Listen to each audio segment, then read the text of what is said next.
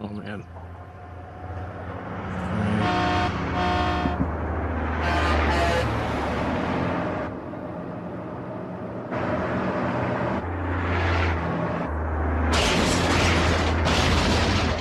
What's that? And I don't want to get married ever to anyone. You understand that? I'll see this one. Do. Come on, do. It's funny. People, tonight everyone's making a big deal that two planets have aligned for the first time in centuries. But no one has talked about that for months now, every Monday, three planets have aligned. They just happen to be on planet Earth. They've aligned to put together quality music, in-depth interviews, poignant social commentary, and most importantly, a burgeoning family known as the Polyester Blend Krew. People, it's Monday. It is 8 o'clock. It can mean it's time for one thing. It's time for Polyester Blend Live. All right. Yeah, buddy. We're back. Welcome to another Monday night Polyester Blend. I've got full commitment from Clay tonight. He's going to be through the whole show here tonight. Very excited about it. Speaking of, who is that guy? You don't even know. He's that guy across the way. His name is Clayton Scribner. Clayton, are you with us tonight? You know what I mean by that. Are you really with us? I'm doing good, man. I'm here. I really appreciate your extra outfit today. Listen, it's the holiday special, okay? I forgot. I didn't see the memo. I'm trying to just keep it. I'm just trying to keep my cool. You're doing such. You always keep your cool. We just enjoy your company so much. We want you to be around for the whole show. Clay, yes, you did bring up my outfit. Yes, am I going for Christmas Blues Brother? I guess so. I didn't realize that until I'm looking at myself in the camera. A little. I put up a tree. You did, and your tree looks beautiful, but you really did that, but I'm glad you framed your camera for that. This is, of course, the holiday special. My name's Ryan Schlegel, wearing his festive Christmas fedora. Holiday fedora's on here tonight, people. Very exciting. But if you're wondering what that sinister, that feeling, that dread crawling up your spine because you're looking in one of the screens and you're just feeling this, I don't know. You're feeling this evil presence. It's because he's bringing that brooding attitude all the way from San Diego. Ryan Bradford, our Ed McMahon, are you with us here tonight? And he's not. He is frozen as frozen could be. Look at his screen. That's a pretty right great now. freeze. That's one of the best freezes we've ever had. I want to keep that forever. I never want to lose this freeze. We'll just stick with the double shot here. Thanks, Ryan, for being here with us. Thanks for always paying for that high-quality internet for this internet show. Clay, it's the Halloween. We're going through all because COVID continues on, this show that started is in a response to being at home all the time. We're starting to go through all the holidays. We did our first ever Halloween special. Now we're doing the Xmas, the Hanukkah, the Kwanzaa, the holidays. What do you feel about this? Could you imagine if you would have told us that we would be doing this into the Christmas? No. Never bet on that one. I would have expected the fine people of America, because we're the greatest nation. I don't know if you know about this. We're the greatest nation. Only a person dressed like that would say that. We're the greatest nation. Where else can you get a hat like this? Put on a show.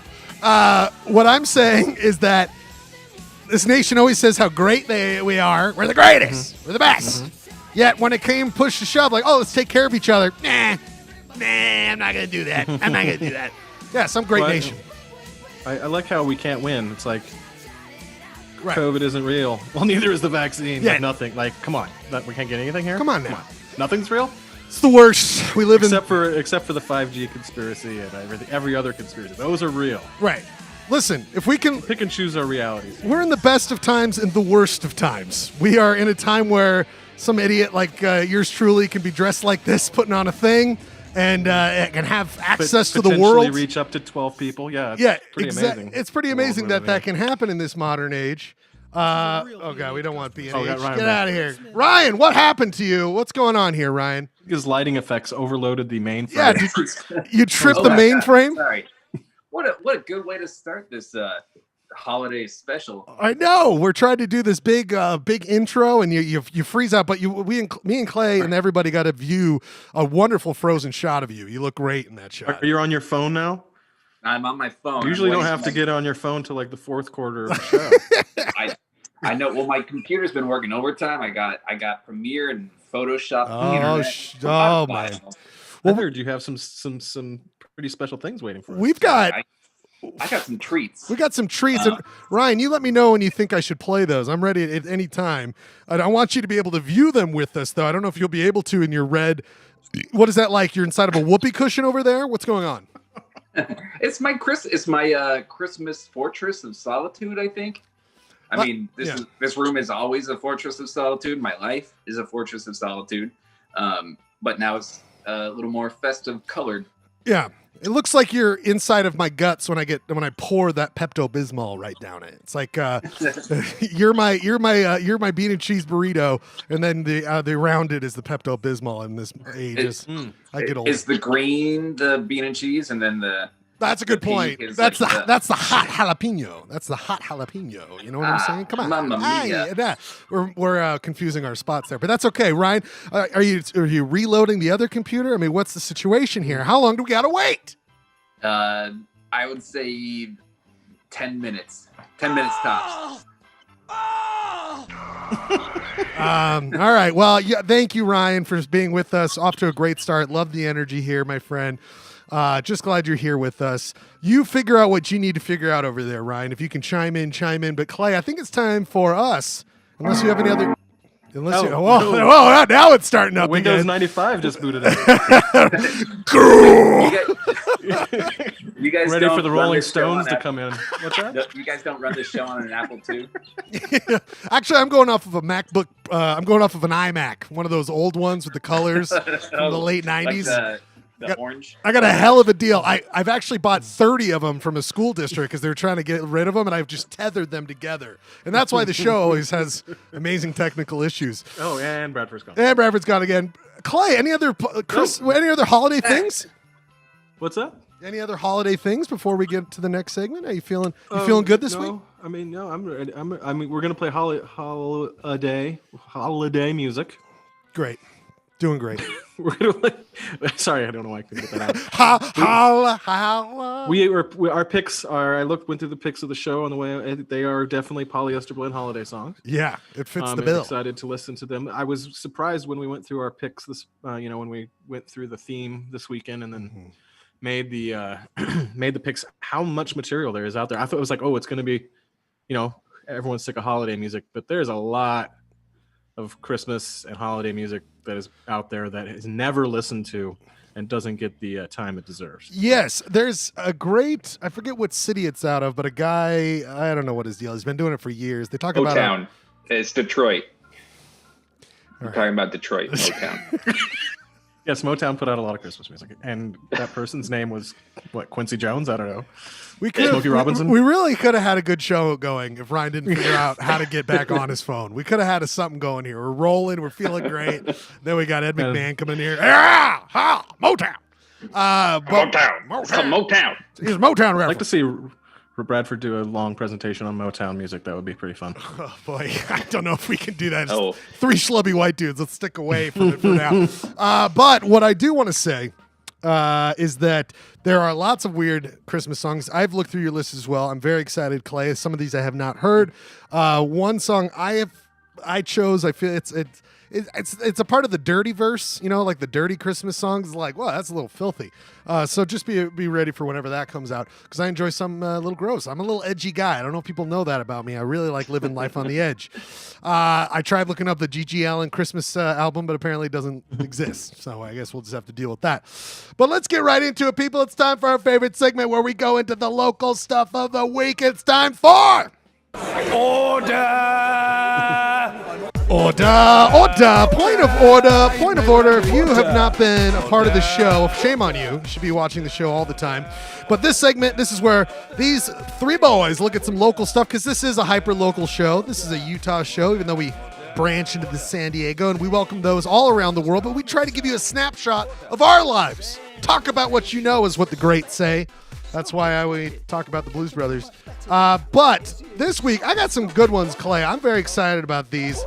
First off, looking at our picks here, I think we should start getting how we all have subscriptions to the Salt Lake Tribune. Yes, we do. They should start getting subscriptions to us because we are promoting them every week with multiple links. That's true. That's very true because I read it religiously. I believe in it. We only knew a writer at the Salt Lake Tribune who might have an in. If we knew a writer who could stay sober enough, not unlike my good friend over there, to be a part of the show, that's all I worry about. He's too busy. If there's one thing that newspapers have, those fat cats have tons of money. Right. They should be throwing it. Let's just say at a moderately viewed YouTube show. They went with the no profit model, and we have a less than no profit model. So they owe Clay. You're right, Clay. They owe us. We rip off all of their material to use for our show. They owe us. Okay. Also, that writer who watches, every week. It's the clink clank of that empty whiskey glass just falling down his typewriter as he's listening to Polyester Blend. He's just passed out on the old typewriter. The ribbons at the very end. It's like zeros. The 15 Miller Lights across the back of the headboard. I was trying to make up a fictitious person. I wasn't going for actual authenticity. Well, at least we didn't give away his identity. But who else would do it? But let's get into it. Ryan, did you hear about this story? Ryan, did you hear about this? A wild mink in Utah is the first wild animal ever anywhere to test positive for COVID-19, researchers say. Take that, California. As a Californian, Ryan, how sad is it you didn't get to it first? Wow. I've heard that they are putting down tons of minks over in Scandinavia because they had like a mutated version of the COVID. They got the but weird these are like mink farm minks. I have not heard of this wild mink. And there have been reports throughout the year that there are plenty of farm minks in Utah that have gotten the coves. That's a real deal. But this is wild. Again, Michigan. Think about this, Clay. Think about this, Clay. Michigan, Arkansas, Mississippi. These are all states that didn't even have any animals get sick with COVID. Utah did it, okay? This is something we need to be proud of here in Utah. Put us on the, if you would have would have had me make a wager and just had me make my own odds, I would say 1-to-1 odds. That would be a Florida story. That's a great point. That's a great point. So the fact that we're competing with Florida for the greatest headlines in the world, right? That makes me happy. The scumbags, the scumbags of the world. But Clay, I don't know. A lot of people don't know this. And speaking of the trip, I scooped them because I got actual photos of how the mink got COVID. A lot of people don't know this. I'm just saying. A little bit coming on. A lot of people don't know this. If you look here, I found out. Look where the mink went. Do you see what this photo is, Clay? Do you see what this photo is? That Mootsos? Clay. Oh boy. Oh yes. Ooh yeah. But what is that in the bottom corner? What is that in the bottom corner? Oh my God! You see it here. Look, there's the mink. There's the mink. Well, I like his t-shirt. And he's wearing Liberal Tears t-shirt now. Around his neck. Yeah, because he couldn't. It doesn't fit the same way, so he had to shrink it down. And then he can't use scissors, so he can't get rid of the sleeves. And that's weird that it's like they have shoulder pads in them. Well, he obviously likes tight t-shirts like his hero, Eric Mootsos. Exactly. So he's wearing his Liberal T-shirt. So at first I felt bad for these wild mink, but they really caused it themselves by going to these. Gotta mask up. The Mootsos are part of the total piece of shit Hall of Fame. This is an anti-masker rally. So really, come on, shame on you. Oh, duh, minks. Oh, duh. Get shirts that fit you. Get shirts that fit you. The next thing up, I love this because this is some grifting business, Clay. This is like that gambler, that Vegas in me. I saw this and I was like, now that is some shady business. Did you see this article about how people are taking Zion National Park? So people who don't know, Zion National Park has just gotten this crazy influence of visitors, especially from California. Ryan Bradford. No. How dare you? Never heard of it. California or Zion. Well, to be fair, Ryan, you're so blinded by that red light. I don't know if you know how to leave your own room. Like, you can't find the door at this point. You got no cones and rods, dude. You got no. I feel like Brian has like Kramer at the end of Brian has like 10 Big Macs that are staying heated behind him. Exactly. Just disgusting stuff out there. But anyway, so you got the Zion National Park. There are people, because there's such a high, so the way they've done is they can't, you used to be able to drive right into the park, but now they're limiting that and you have to take a shuttle through, okay? And you That's been like that for like 20 years though. No, well, they're being more forceful in the last year or so. It's a recent phenomenon. They're under COVID protocols or something probably. Right, but these scumbags, I mean, I kind of, it's so debauched. Or capitalists, yes. Wow, there you go. But they are taking these shuttle tickets to go see a national park and reselling them. But God bless them, they're getting money on the other end.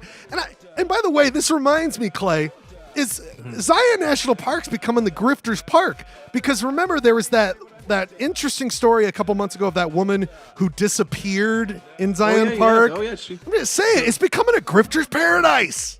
Did she try to make herself disappear, or what was the conclusion of that story? I don't know. What was that? Tom York. Ooh, deep Radiohead reference. Good one. Right, and it's disgusting stuff. But also, I think we should start putting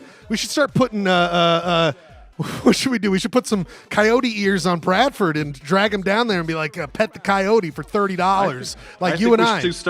I think we should get like a oversized sport jacket and have a bunch of like knockoff Rolexes and see if we can turn a profit down there. You know what I mean? Right, but it's got to be like Angel's Landing, and it's like an aircraft carrier that has like angel wings on it, like Angel's Landing. Come check it out. Right here, $30. Check out Polyester Blood Monday nights. Come on, now. But I think that's actually kind of a genius guerrilla promotion idea there, Ryan. You know how you like to take a pause to recognize genius ideas? I think we pause and we write that one down. Sorry. Just enjoying the fedoras. The fedoras down. You got a lot of good mileage. We're only 18 minutes in the program and you got a lot of mileage. Okay, we got to keep going with this. We can't get all this stuff. But anyway, I mean, well, respect. But come on, don't resell tickets to go see National Park. Could I just ask? Did I've only seen the headline. Did you read the whole article? Are they buying the tickets, then waiting for them to sell out, and then waiting at the podium and selling them to families and stuff? By the way, I've never heard our audience before. I can't hear our audience because we're not in the same room. But I've never heard our audience collectively say at once after you asked, Ryan, did you read the whole article? Them all going, no, he didn't. I got no time for this. Okay, I got a lot of things. I got a lot of graphics to make. I got to read all the articles. Let's just damn entire segments of society based on headlines. What am I going to find out? If you purchase, they suck. It's like not even that big of a thing. It's garbage. All right. Okay, fine. I know. I'll never ask you again. No, you should always keep me in check, Clay. Always make sure I'm reading these things because now I'm going to make sure I read all of these. They are working with the United States Attorney's Office. Whew. Bringing in the big guns. That's as a guy who's crime. I've been at plenty. I've bought scalp tickets. I'm a fan of the second mark. In some instances, other times I'm not. I'm picturing a lot of fake leather jackets just in the parking lot of the visitor center of the Zion's National. You know what I mean? Like I know what those guys look like, and they are guys. Let's be clear, and they're just out there just being criminals. I love them. God bless them. Scalped Knicks tickets at Penn Station to go see the Knicks play at Madison Square Garden, and I was like honestly shocked they worked when they went in. Dude, it was magical. My uncle, God bless. Speaking of Motown, in Detroit, I'll never forget my uncle when we went to go see a Red Wings game, and my uncle was like, "No, we're not going when the game starts." I'm like, "Oh, we're not?" He's like, "No. You never go when it starts. You go when the scalpers are getting desperate and they got to unload those tickets." So we showed up like with 10 minutes left in the first period, and we got like amazing seats for half price. He's like, you wait till the scalpers get freaked out. I was like, God, that's that Motown style. You were trained by the best, obviously. Trained by the best. R.I.P. Love you, Unks. We have got a next one. This one, Clay, I want you to give me a little bit more. This is from a couple of days ago. I haven't seen the update. Assume I read the article now. Well, okay. This is an ongoing story. A lot of people here locally will know this story. But Clay, do you want to explain this, where the Utah Republicans are basically withholding some bonus money to the Salt Lake City School District. Salt Lake School District. I think my mom, all right, she's Pauline Schlegel. She needs to chime in on this. But they basically the Utah state representatives here in Utah are using money and bonuses to force the hand of Salt Lake City School District. Anyway, Clay, explain. I mean, it's just typical legislative, machinations that happen. It's just happening right here really fast because it's a special session and attention is on it because it's our kids. Anyway. Sorry, I saw the reporter we referenced earlier apparently just showed up to the chats. Oh, jeez. There he goes. No, I just think it's obvious what that's about. They're mad that Salt Lake still doesn't have it in person in kids' school, and they're using that as a kind of like a stick to get Salt Lake City to do what they want. As I feel about a parent with a kid in Salt Lake City School District, I don't know. The whole thing makes me uncomfortable, but I mean, this doesn't surprise me. It's a typical move from our state. We always want to say order to order. Well, they don't like Salt Lake City. They've never liked Salt Lake City. Push Salt Lake City around, so it's disgusting stuff. Some of the worst. Anyway, that has been, of course, point of order. Order. Everyone, get your order. Order. Okay. Get your lives together. We clearly know the right answers. Listen to us. We're on top of this. We're the ones who really know how to run things. Obviously, we're on top of This week, though, very exciting stuff. Let's get to our paid sponsor of the week. Clay, I don't know. We really ran through those point of orders. Nice. Well, when you don't have Ryan chiming in every 5 seconds with some new idea he's got. Ryan, can we get a computer? Hey guys. Can we get a computer? What's a computer? What's the now that we got the Utah stuff out of the way, let's move on. What's the computer update over there, buddy? Can we get? Oh God, I have no idea what's going on. Does he even give you a percentage? Like breaking news: we go live to San Diego. Ryan is on the scene of his computer not working. Ryan, give us an explanation. What's going on, please? It's just a piece of shit over here. Breaking news: Ryan Bradford, total piece of shit computer, a part of the totally awesome. Can we do a last minute addition to the Total Piece of Shit Hall of Fame and put my 2009 iMac on that? You guys might get this as local. This is a local show. Totally awesome piece of shit Hall of Fame. Do you see on computers? Do you see what I'm saying? Yes. Totally awesome. Salt Lake Tribune, if you're listening, Ryan needs a new computer. We need that money. We need the best iMac you got. The best colored iMac. We're looking for a teal. Maybe even a hot pink because he likes that color in the background. 5 gigs. 5 gigs of RAM. I want 5 gigs at least. 5 gigs, just 5 gigs. People, it's time for the paid sponsor of the week. Paid sponsor of the week, that can mean one thing and one thing only. It is time to celebrate. You see it. I got a free pack. I got a free hat this week. Our sponsor of the week is, of course, the fine people at, where the goddamn hell is it? I don't know where it is. I got too many things. It's hard to see in these sunglasses. It's, of course, Holiday Fedora. Holiday Fedora. Skank to claws, Ryan. It's Skank to claws approved. Okay, so pick up your Holiday Fedora. Go to holidayfedora.com/Christmas Blues Brother. That's the promo code. So, Ryan. I thought that was going to be Miraz Navidad. You know what I'm saying? Hello. I doff my fedora too.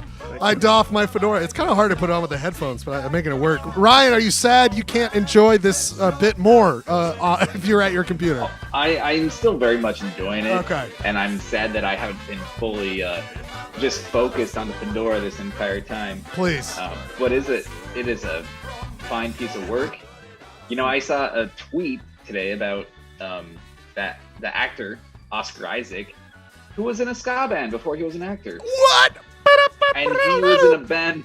He opened up for Mighty Mighty Boss Tones and Green Day. God damn it! That guy has everything going for him, and he always did. By the way, Chatmaster Jeremy, who will be judging You Shop Bro, a great one tonight in honor of the holidays. Rudolph's nose. We do something involving Rudolph's nose. Oh man, mine's so good this week. Jeremy already is complaining. Yes, I put a lot of graphic skills in tonight, but don't worry, Jeremy. Do I shop, bro? I shop all day. He's wondering if your tank was empty. Dude, listen, it's like doing reps for me, dude. I'm doing three different Photoshop reps a day. Okay, I'm doing cross shop instead of CrossFit. I'm doing cross shop. It's just How many a lot of those iMacs do you have? Can you run Photoshop on, man? That's I told you I got the whole county's worth of these old iMacs. I've tethered them all together. I got nothing but computer power for days. Also, this is very exciting. I didn't even tell these boys over here. This is very exciting news. We've been talking about it never, but we kind of every once in a while we bring it up. Talking about it never. People, it's time. It's official. Polyester Blend has thrown their hats into the merch ring for the first time ever. Polyester Blend has its own merch, and we want to announce here tonight, we're our own paid sponsor. For the first time ever, our first object in the merch world, you can pick up #1 Husky Boy of the Week face mask from the from the Polyester Blend merch store. Just go ahead and email me. And then I'll order it. I'll figure it out. But yes, for the first time ever, if you want to show how much you're a polyhead and how much you love that Polyester Blend and want to feel like a real cool kid walking around town with a mask that has. That's a really good idea. I like how we'll probably get it done and online by the time everyone doesn't have to wear a mask anymore. It's online right now. I can make this right now. The reason I made it though is I dare your allegiance to this show to wear that and feel totally fine when you're out in public with a mask that says #1 Husky Boy of the Week. These things will sell like hotcakes. What does your mask say? What? Oh, it said Husky. Are you the Husky Boy of the Week? Who's the Husky Boy? Are you the Husky Boy of the Week? Wait a minute. Are you the Husky Boy? Are you? Oh my God. You're a polyhead? You watch the Poly Blend? I love #1 Husky Boy of the Week. Oh, could you believe Ryan got it last week? This is ridiculous. I mean, what's going on? Very excited. Clay, do you want? I'll get one for you. No problem. Dude, you're on the show. You want a #1 Husky Boy of the Week mask? I'll just get that for you. Sure. Is this your way of telling me that's what I'm getting for Christmas? I mean, never mind. I didn't mean to make that awkward. You're not getting anything for Christmas, sir. Oh no, you're not getting anything. But now you just reminded me I should get you something for Christmas, and this seems like a great idea. So #1 Husky Boy, #1 Husky Boy. Oh my God, I will send Rob. Thank you. Yes, Rob wants one. Rob could pull that off. It's just in Zazzle. I'll put the link in there. It's an actual thing. You can actually order it, and also, but I wouldn't wear it in public. You can wear it whenever you're wearing your mask in private. Isn't that when you're supposed to wear masks? No. Wear an adult mask. All right, what do we got here tonight? We got a lot of great stuff. We got You Shop, Bro. We got, which is, it's not Record Shop. What the hell is going on here? It's Rudolph's Nose. We've got Ryan's Comics Corner, which is going to kill as always here tonight. He's got some great stuff. Really tall things I've seen. A little really heightened, real heightened stuff. And then we've got Utah County's Quiz. It's going to be a great one. It's going to be a great one tonight. And then, of course, we've got, I haven't addressed something, Clay, and before we get to our first music break, and by the way, we're doing songs again, okay? Last week was an anomaly. We're going back to songs. We're not watching any of last week's program. No. All right, please. No, okay. So we're going back to 3-song sets, but here's the guarantee. Here's the guarantee about music sets from now on. They won't be longer than 10 minutes. Okay, I'm gonna manage this. Okay. Did we get feedback that was not appreciative? Well, if you were a part of the rest of the show last week, Clay, you would have. There was a Limp Bizkit. The Limp Bizkit crew revolted. So we've got. I heard both sides of it. We're just going with less than 10-minute music sets because I think I like the music. Everyone likes music. Some people need a break. But you might notice, Clay. I'm back in Schludio B. I'm back in Schludio B, the garage. That is because I couldn't believe it, but I got people working very hard, wonderful people. I couldn't believe how quickly they came in. The finished Schledio should be right after, hopefully next week's show. We'll find out though, but there will be a fully finished. We will no longer be sponsoring Tough Shed. I got walls going in. I got insulation. I can scream as loud as I want and won't get the cops called on me, which is every week with this show. But a lot of people are sad we didn't have the Schledio Cam, because the Schledio Cam was becoming a rising star on the show. It was like the 4th Beatle. There was only 4 Beatles. Somebody on the show really appreciates the Schledio Cam. But this is very exciting news. Because of our first ever holiday special, I announce we have tonight instead the Santa Pinata Cam. The Santa Pinata Cam. That is right, everybody. Tonight, I will be destroying this pinata with that beautiful rendering of Santa. I will be destroying and finding out what's in this pinata here tonight. And we go live to the Santa pinata cam. Santa, are you there? Yes, this is Santa Pinata. Oh, Santa Pinata, thank you so much for being here. Oh, no problem. I have nothing going on. Thank you so much, Santa Pinata. What do you have inside? I can't. I'm wondering, what's inside of you, Santa Pinata? This is the best, the most 2020 item. Now I'm going to sleep. Till next time we talk. Oh, okay. All right. Well, thank you, Santa Pinata. We will talk to him. Very exciting. Wow. Man, Santa Pinata, he sounds really jolly, but very kind of sick with something. Yeah, he's kind of sick. Very sick. Oh, gee. I'm trying to do a show. Something going around. Yeah. Sorry. Oh, COVID. I don't know. I think he's fine. Oh, that's the wrong one. Oh, no. How did this? I've never. No, I have a different strand. It's not the bad one. It's like a COVID light. Okay. I missed the Santa Pinata cam making it through our focus groups and our creative. I just remember I thought that got shot down. I'm sorry. Ryan, remind me to have a sidebar about Clayton telling you what to do, because this is fun stuff. We're having fun here. I know. I'm with you. We're just having fun here. Wait, are you going deeper into a cave, Santa Pinata? You're getting more echoey. Oh, baby! So we're gonna find out what he's full of, huh? Cool. Wow, what a new character onto the show. Since Will Bacon couldn't show his goddamn ass around here, I gotta do this. Sorry, mom. Sorry, swear to her. Does the chat have anything to say about the pinata? Or? Is it a big hit? Is Santa Pinata a big hit? What's going on here? We'll have to take the pulse. Oh, Santa possessed by. Oh, this is. Oh, a lot of people are very upset. All right, I guess I'll just let me know if you want a mask. I'll figure it out. It's not worth you going in there. It's all very complicated. I think I have to make it public. I didn't prepare. I didn't actually think anyone would want the mask.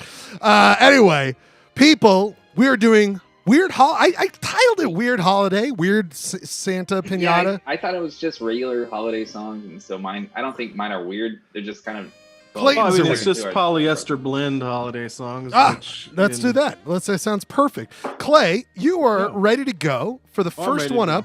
We're gonna come back with You Shot Bro. Rudolph's Nose. Chatmaster will turn into the judge of the You Shot Bro contest coming up here. So we'll get Jeremy on the horn. Think about songs you want to play. I want to start playing other people's music for my spot. I want to hear other people's music. So if you have suggestions, put it in the chat. In the chat, yo. We've got County's Quiz. We got Ryan's Comics Corner. We got Limp Bizkit Krew. We got the finding out what's inside of Santa Pinata, the most perfect 2020 gift. We will find out. It's very exciting stuff. Clay, you ready to go? Yeah, here we go. This is Dave Cox. Beautiful. Whoa, watch your mouth. And also relative of Brian Cox, or what's his name? Brian Cox. Yeah, Brian Cox. And Spencer Cox, a part of the Cox family. All right, everybody, 3-song set. We come back after 3 songs. Polyester blend. Don't go anywhere. Clay, I swear to God. Happy holidays. What's up? Oh, hold on. Give me a second here, bud. There we go. What did you do? I'm ready to go. Dave Cox, song about drinking. I'm looking for that press play. Press play on that. Okay. thing. Oh yeah. Okay, buddy. 3 songs. We come back after these 3 songs. Polyester blend. You Shot Bro coming up. So glad you're all here with us. Happy holidays. A dap of the fedora to you. One more fedora for the road. Well, ho ho ho, and all that crap. It's that time of year. Everyone I see is so full of Christmas cheer. I'll sit on this bar stool and drink till I can't see. Ho, ho, ho, I'm gonna get drunk on Christmas Eve. 'Cause I put up a tree, but no one's gonna come over. So tell me what's the sense in me trying to stay sober? No family to embarrass, no turkey to eat. So ho, ho, ho, I'm gonna get drunk on Christmas Eve.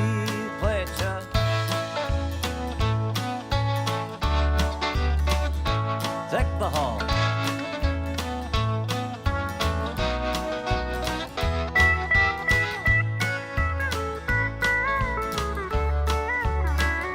That's Dr. Mike Sweeney.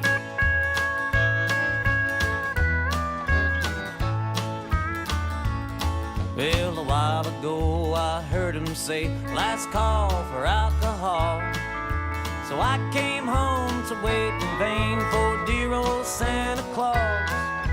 But I don't have a chimney, so his fat ass won't see me. Oh, oh, oh, drunk off my ass here on Christmas Eve. Well, I've gotta get drunk enough to wash away the sorrow, and to drink enough for 2 days, 'cause the bar is closed tomorrow. This curdled glass of eggnog is my only company. So deck the halls with alcohol, I'm drunk on Christmas Eve. Yeah, ho, ho, ho, I'm drunk on Christmas Eve.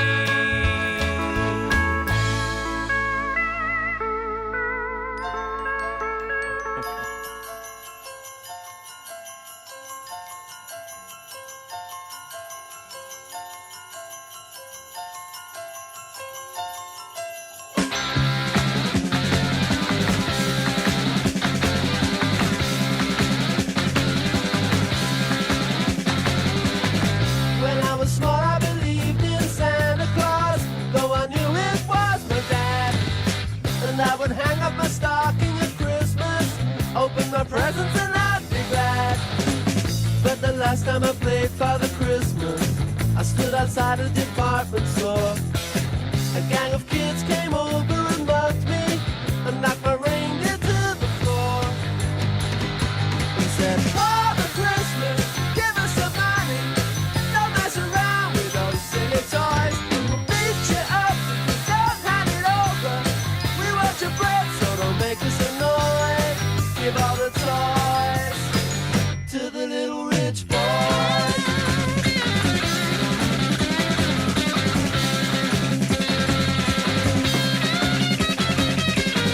Don't give my brother a Steve Austin outfit. Don't give my sister a cuddly toy. We don't want a jigsaw or Monopoly money. We only want the real McCoy. Father Christmas, give us some money. We'll beat you up if you make us annoyed. Father Christmas, give us some money. Don't mess around with those silly toys. But give my daddy a job 'cause he needs one. He's got lots of mouths to feed. But if you've got one, I have a machine gun, so I can scare all the kids on the street. Father Christmas, give us some money. We got no time for your silly toys. We'll beat you up if you don't hand it over. We want your bread, so don't make us annoyed. Give all the toys to the little rich boys.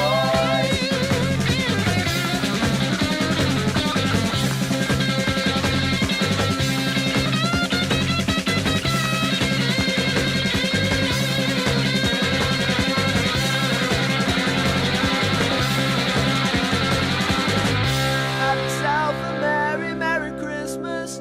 Have yourself a good time. But remember the kids who got nothing while you're drinking down your wine.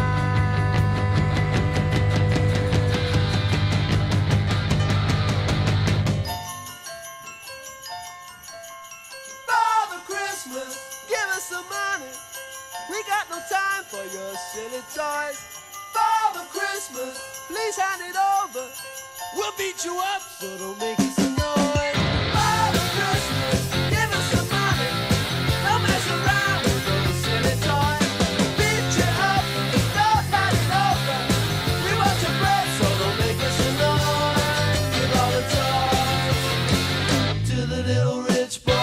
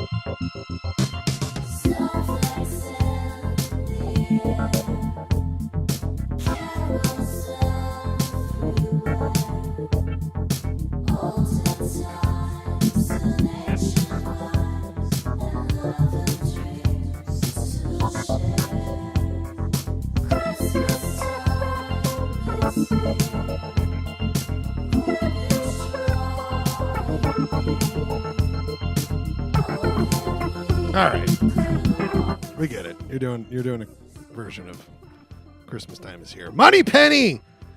That is my choice. Did we hit the 10-minute mark? Yeah, it's close enough. You're like, let's get to the shops. Listen, I promised the fine people, the poly heads out there. See if that name sticks. I'm using it a lot tonight.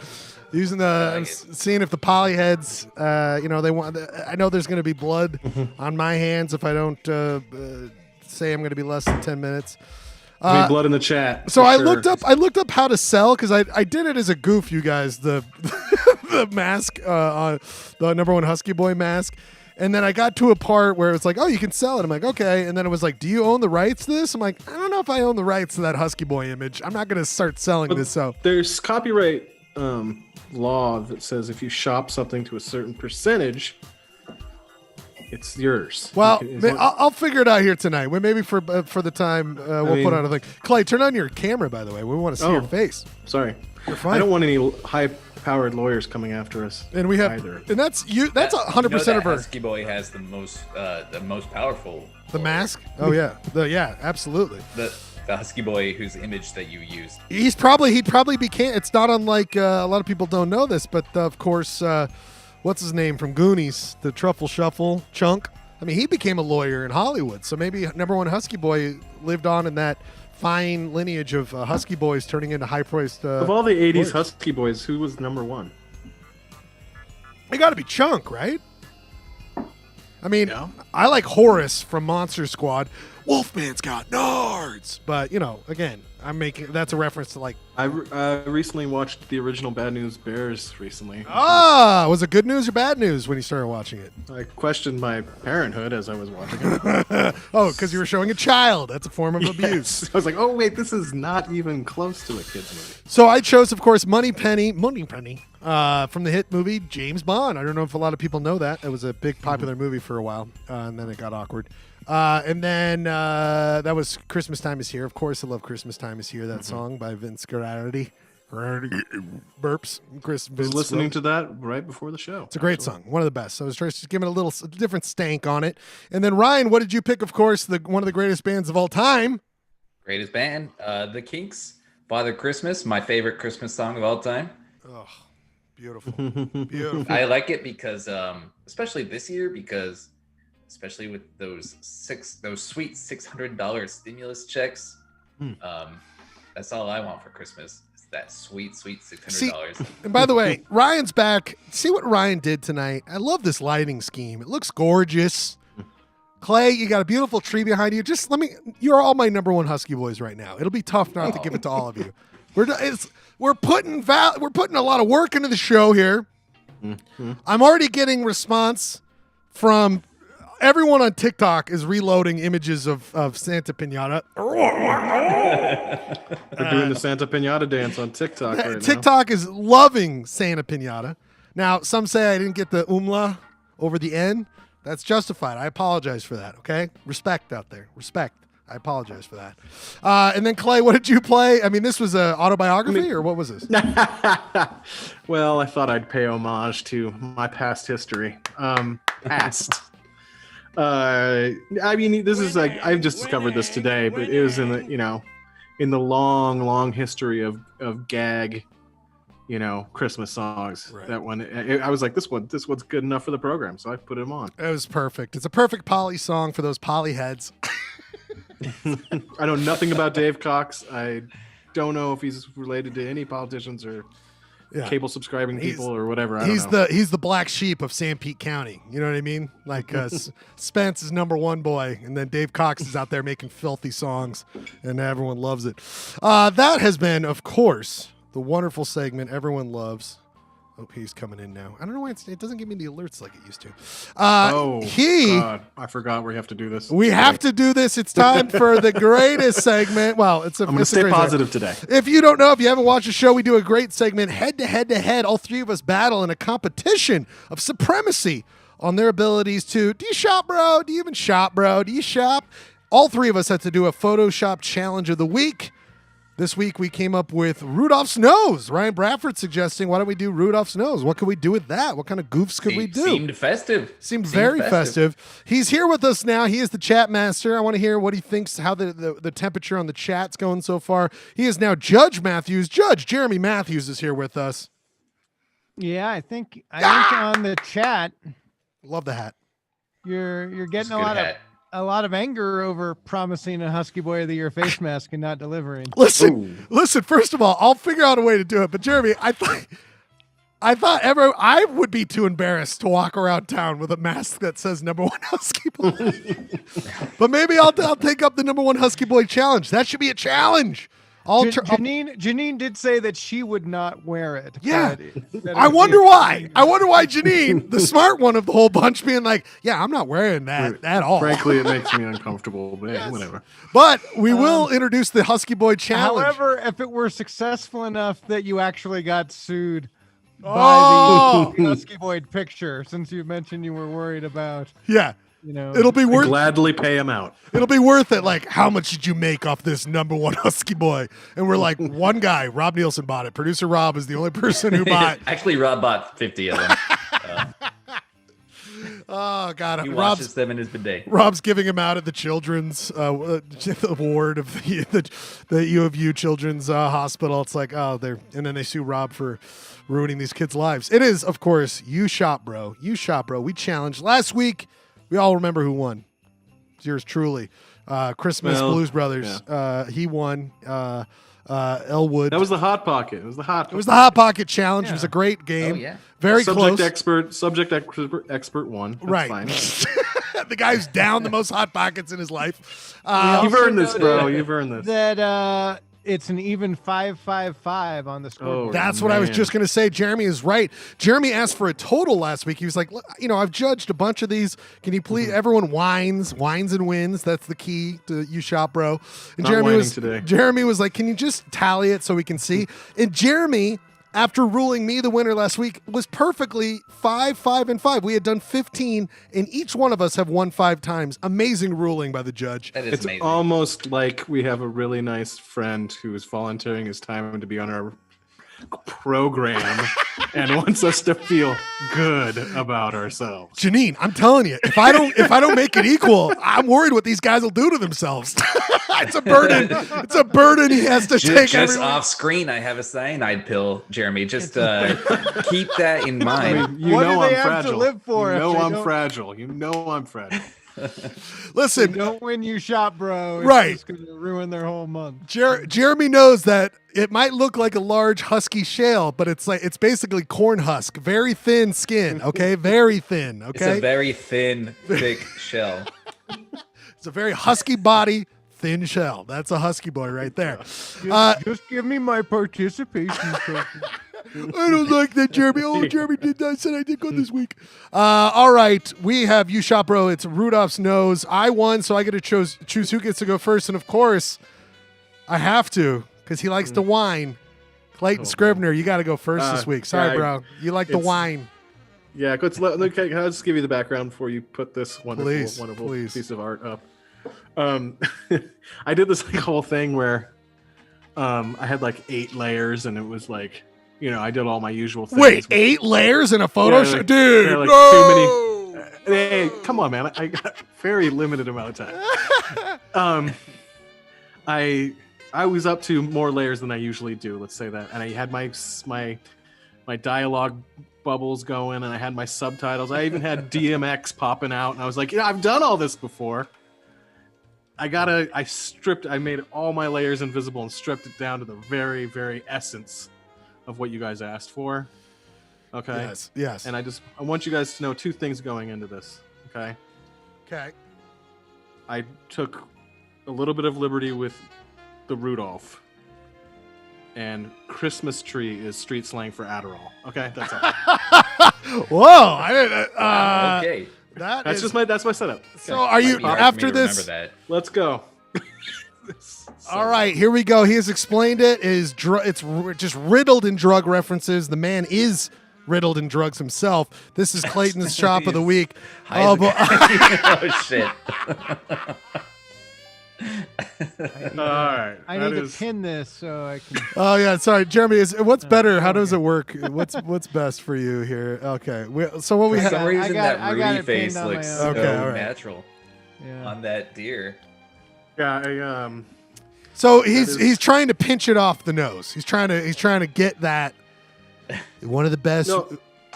I mean, Trump is saying, "Lead me with that nose of yours." Towards more. So it also kind of looks like he's about to just graze. Like, I don't care about going anywhere. I'm just going to take this Adderall. I will just be taking this one. He's like, is this removable? Yes. I will be grabbing this. I will be grabbing this. So yeah, I had so many. Grab it by the Adderall. Am I right? Grab it by the Adderall. I mean, come on now. You got it, Schleg. Come on. Got it.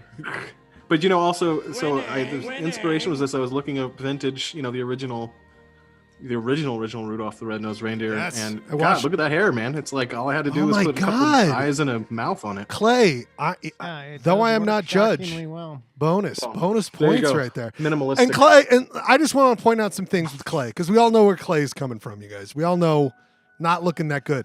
The edge work around both of their faces. I'm serious, Clay. That's some nice edge work. It molds, you gave it some thought. It's good edge. You could say that you're the edge lord. I still can't figure out the blur tool, so I was using like a really light brush. Hey, it takes a nice light touch. Did Rudy lose an ear? Was it just like? Well, look, he's got ears on top. I didn't want him to have 4 ears like some kind of crazy freakish reindeer. He has 4 ears on top. No. I mean the top ear. Yeah, Jeremy's totally right. You took off one of the ears. Those are horns, dude. It's just perspective. Oh, okay. He combed over his own ear with his hair. That's okay. Yeah. That makes a lot of sense, actually. That's smart. That is something Rudy would do. Wow.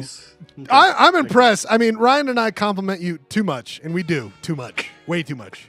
Well, also the confidence to as he mentioned, strip down the talk bubbles that he, I probably had Rudy saying, but I have to poop. You know how much, back to my roots there. By the way, first of all, you know that Clayton was like, his finger was shaking as he was exporting without "have you poop, bro" in a bubble. He's like, just do it, Clay. You know you got the confidence this week.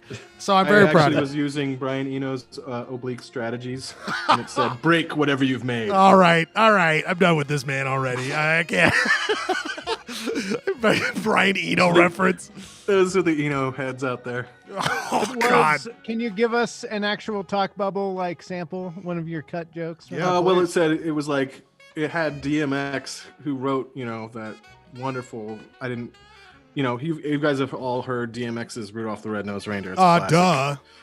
It was him popping out dressed like reindeer, or dressed like Rudolph, and it just said, hey kids, Christmas tree is slang for Adderall. I mean, it was just so dumb. But it is true that Christmas tree is street slang for Adderall. We learned something. I think it was smart of you to cut it. Yeah, absolutely. It felt weird. Yeah, but also the photo explains itself. Speaks for itself. And you've got this weird thing going on where like you're wondering, like Rudy looks nervous because Donald's gonna eat his nose. Right. Oh, it's a great. It But really he builds also tension. Perhaps wants But the he's Adderall. like, yeah, like, does he want the Adderall? Does he want to eat his own nose? But Donald also wants it, and he is. You know, evil to The Donald. meaning of art is in the Yeah. eye and mind of the beholder. It's got a To lot me, going it's- on, you know. It's him sending him forth to what he is very good at finding with that nose. And yeah, and all of this is really great. Really, the great artists reflect the times back to us. So Clay, you have done that here tonight. Thank you. We Well understand done. that. Well done, sir. Clay- I've been talking about that piece for years. Absolutely, we're gonna frame it. I'm gonna be sending it to all my Do you roles. have any sound effects on the soundboard that are ska related that could indicate your approval of things tonight? Turn it up. No. No, I wonder if I don't know if I have horns. I don't. Excellent. No. Absolutely. No, I don't. I mean, awesome. I mean, that sounds kind of Scottish, but horns.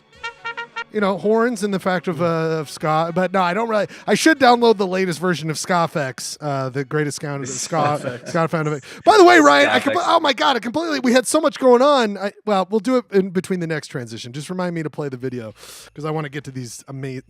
These are top. Oh yeah, we have some special. We got some special things coming up. Special holiday guest appearance. But- Clay, Speaking of ska, I should let you know that the Skankta Claus got a pretty good laugh from Janine. Nice. She gets the highbrow stuff. That's what I provide on the show. That's very intellectual. Oh, excuse me. I didn't understand what was happening here. By the way, Clay, you got to pick who goes next. Is it me or Ryan? I will go with Mr. Bradford. Bradford, you have to explain anything here. Right. Not really. I feel like so we all know Rudolph's nose is red. Oh, okay. Do we? So I presuppose my image that it could be any color. And we shall see. You can go ahead and show it. Okay. What it would look like. Here is Ryan Bradford's Shop of the Week, Rudolph's nose. Okay. Oh God! Oh man, you did use me. You did. The yellow shirt. Wow, you went way back in time. I haven't worn that yellow shirt in a while. I believe that was from the November show. I know that because Big I had Bird. to scroll through a lot of polyester blend. And enjoy Stuff enjoy all the rewatching because as everyone knows here, they're posted every week, so you can rewatch every week of Polyester Blend every week. What a great way to spend your time! But go ahead, I deserve Ryan.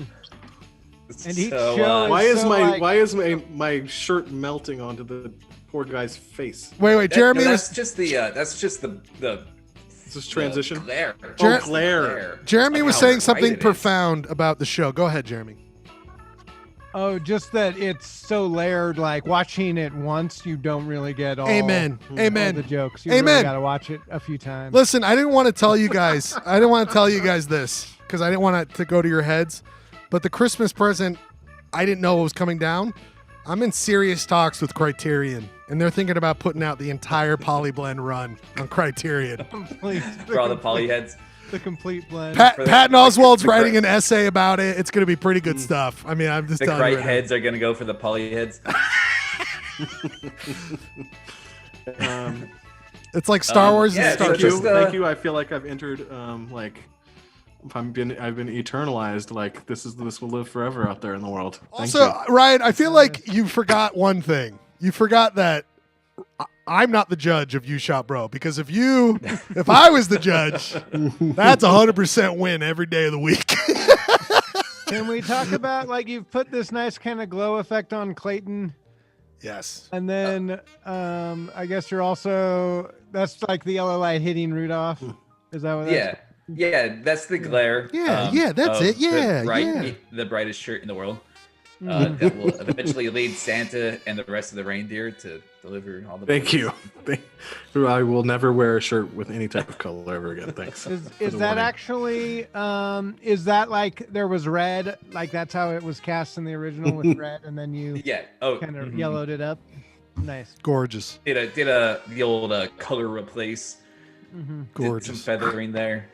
I love it. You know that's deep in my heart. Right there is anytime we can make fun of a color of Clayton's shirt, I'm there all day. I'm here all day for that kind of humor.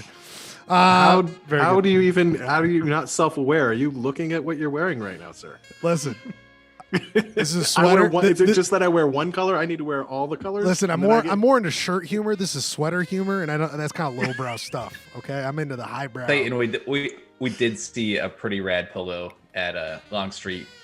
Oh, I know. We missed. That was ago, a missed We just opportunity. forgot to buy it, but it would have been. It was the brightest. I regret that every day. Yeah, I agree. Ryan's I totally regret right. not buying that Clayton or a windbreaker for myself. Yeah, I agree. This is, of course, the weird casino that Ryan and Steph and Jessica, we all stayed at near Death Valley. And the swag was Clayton Scribner's swag. All right, I'm the last one up. Mine doesn't need a lot explaining except it's not too complicated. Let's just go with it. It's pun-based, and all I have to say is Rudolph Lundgren. Rudolph Lundgren. Rudolph Lundgren. Yes. So you can see that Very frightening. a very angry Dolph Lundgren. Where is that Rudolph? First of all, I was What's the background? so again, I agree. A lot of levels, you guys. I'm glad you're all picking up on this. So you did go with the layers. So many layers. So you got to remember, I was like I typed in angry Dolph Lundgren, and then that didn't really help. So I just went with the best. I just went with give me every Dolph Lundgren, and I found that one, which is kind of angry, and I like that his hair, like Clayton was saying, matches into the hair of the Rudolph. When I was looking up Rudolph's, though I love the one that Clay used, I was like, there's got to be weirder Rudolphs out there, and this one popped up, and I was like, well, there's my guy. Like, what is that? That's kind of like a goat. I don't know. It's very weird. And then I typed in what was it? Bad Santa, like not Bad Santa, but Evil Santa, and I found this movie that like is like about a weird Santa. And Jeremy, I shot, bro, so I gave it a nice Gaussian blur, and I toned down the levels in the background to really give you that separation from the foreground to the background. I enjoy this craft talk. And then also, don't forget, I put a little nice drop shadow on the Rudolph, so it just gives that nice little feeling of a depth, which I'm always going for in my shots, of course. So it's a shallow depth of field, really, Jeremy. No, I see what you're going for. And then of course Dolph is very angry and very bright up front. But there you go, Rudolph Lundgren. Looks like Dolph is actually in Ryan Bradford's house right now. Right. If you take so Ryan picked up the Dolph light, and then that's what's lighting up. It's a Dolph. Yes. It's a Rudolph Lundgren light from Target. Is your shade, real quick, Bradford? Is your light changing colors slowly throughout the hours, or is it just one tint? No, I just got the old green and red. I'm not going to be able to see any other colors. The old green and red. Yeah. Festive. These are my cones. All right. Burning my cones. Here's where we're at, people. We are at 3 submissions have been seen. It is time for the big juicy brain of Jeremy Matthews, the judge, using his years of expertise in the field of shop, to point out who he thinks. Jeremy, do you need us to go through them again? What do you feel like, my friend? It's an interesting note is when I heard the theme, I kind of thought Rudolph's nose, it would be like different places Rudolph's nose could be popping up. But this is just being able to replace Rudolph's nose with more things is just as rewarding. But it was just an interesting kind of, they're doing that. Yeah. Right. But really, looks like you missed that creative meeting where we discussed the really, well, as the judge, I don't do any prepreration. That's right. What? That's a polyester blend move there. I say it's for integrity, but just didn't prepare. It is funny. I actually found like one of the first times I judged, I was going and I found I was taking notes. Oh my God. I just kind of stopped doing that. Was that the Bud Light Seltzer? Oh my God, I want to read those notes. It was the Bud Light. Oh, Jeremy, I want to read those notes. Oh my God. Wait, I thought the first shop didn't have a theme, that it was just a shop. Oh no, it was the Noid. Yeah, that was right. Because the unofficial. Okay, everyone loves the background of the show. Anyway, go ahead, Jeremy. Sorry. Anyway, only been here 9 months. I shall now decree the winner. Oh boy! Stellar work all around. My lights are strobing or something. These shops are bringing down the electricity. Stellar work all around, but I think Clayton's really pushed his craft. He did not rely on talk bubbles, even though he was trying to originally. Yes. Which, the background of the shop doesn't affect the judging, but the fact that you left it out, you just let the visual speak for itself. Yes. You're often the master of the talk bubble, but sometimes you gotta just let the sweet picture speak for itself. And I think you did a fine job, sir. Well done. Thank you. I will say going through those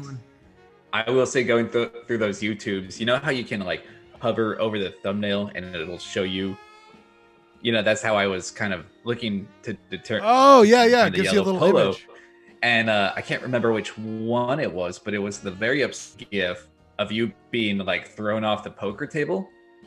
Oh yeah, that gif that I made a long time ago. Being pulled off the. Oh my god, there was one.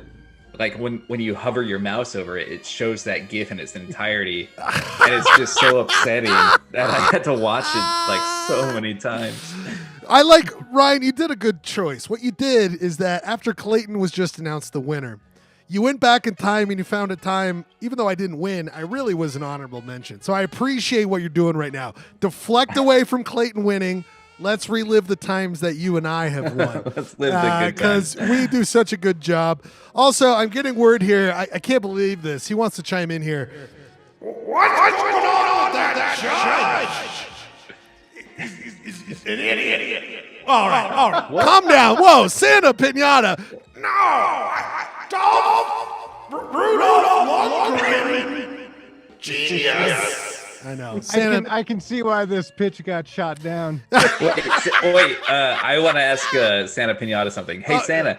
Hold on. Sorry, he just he turned around. Now he's turning back around. Yes. What do you think if Rudolph had a different color nose than red? Bullshit. Oh, okay. Total fucking bullshit. Succinct and to the point. Oh, geez, this guy's. We gotta watch out for him. It's swear jar. Come on, Santa, swear jar. You drinking Miles gin? He's got. Now I know where all the gin went from last week. Went over to him. Great job, everyone. Clayton, truly, your shop skills. Ryan, am I wrong? I think they're getting better every week. They are at a very good. Look at that. That's the winner of this week. It's good edge work. Good edge work. I suggest playing around with the smear. Just let me relish in the victory. No. You did fantastic work. I'm just saying, like, I have a lot of fun with the smear tool. I think you would too. Okay. Oh, I have a lot of fun with the smear tool, but it's during the show. You know what I'm saying, guys? And now another sponsor we should get is Adobe. The Adobe, we're doing a lot for their product. Yes, we are. We do need money. A lot of these people need to be giving us money. Money, please. Money, please. Ryan, I'm going to play a video before we get into our 3-song set. But Clay, be ready. I'm ready. You're ready? Okay, Clay, we're going to play 3 songs, but we're going to be less than 10. But we've got a great video announcement. Ryan, I mean, do you want me to set this up, and which one do you want me to play without giving too much away before I play it? I feel so there was a prominent figure in Salt Lake City this past year, and yes, nice. You might know him from our Total Piece of Shit Hall of Fame. Nicely done, my friend. But the spirit kind of got to him, and he reached out and wanted to wish us a very special holiday message, and so I say just roll that clip.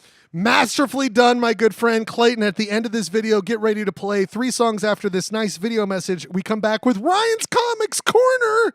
Oh my God, we're gonna have a great. And then of course we have the Utah County's quiz. Limp Bizkit Krew. I will smash that jerk. He's such a dick. That weird Santa Pinata. We will smash him later. We'll see what's in there. He's got the most perfect gift for 2020 in there. Very exciting. Here is the video. Hey everybody. Hold on. Oh my God. Hold on. Stop. Hold on. All right. It was good. Let's get this in proper order. 3-song set after this beautiful video, and we will be back with Ryan's Comics Corner.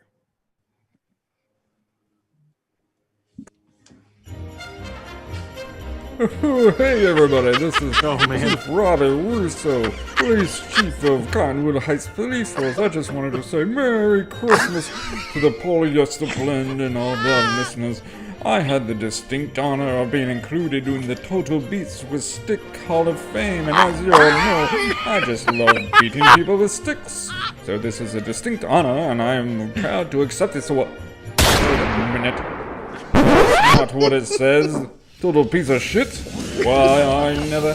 You stay out of Cottonwood Heights, Polyester Blend, or you're gonna be beaten with a stick. Oh, I'm so mad.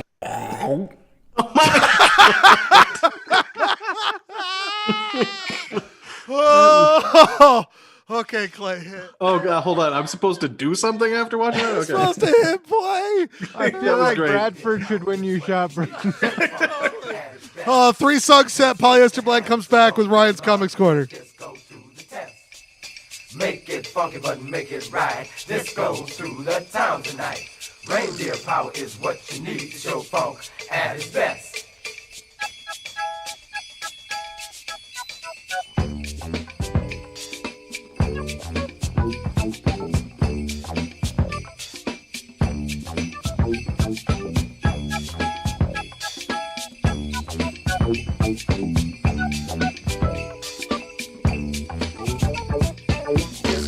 Came into town, funkin' all the toys around. Susie Q and G.I. Joe, funkin' under the mistletoe. Yeah, that's right, I'm Disco Claus, and I'm gonna be sending some toys out to everybody this Christmas. I'm gonna make everybody happy. Come on, y'all, sing! Rudolph with your nose so bright, disco through the town tonight. Oh, all you need is a little bit of this magic dust, and you can fly. Disco.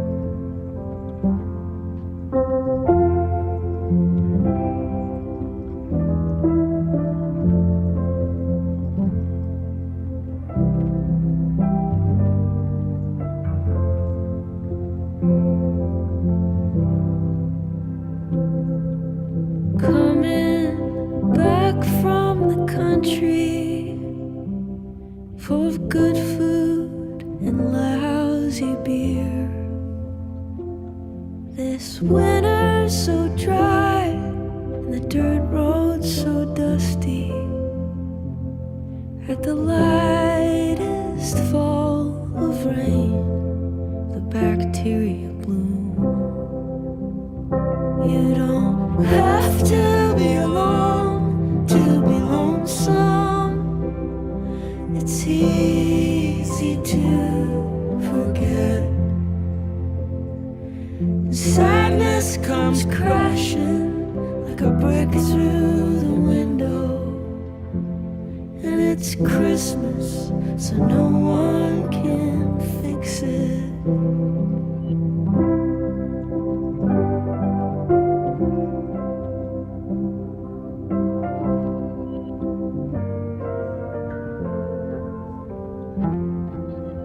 Tethered to a table with that happy holiday crowd, and its anchors away, looks like smooth sailing, but the merest hint of waves could capsize you. You don't have to be alone to be lonesome. It's so easy to forget. And sadness comes crashing like a brick through the window. And it's Christmas, so no one can fix it. The desire for annihilation is as common as it is unkind. And it's hard to recognize the situation when you're desperately trying to have a good time. You don't have to be alone to be lonesome. It's so easy to forget. But sadness comes crashing like a brick through the window. And it's Christmas, so no one can fix it. Yeah, it's Christmas, so no one can fix it.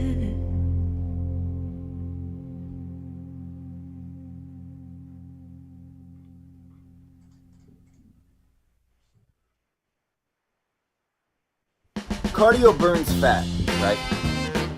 Fuck!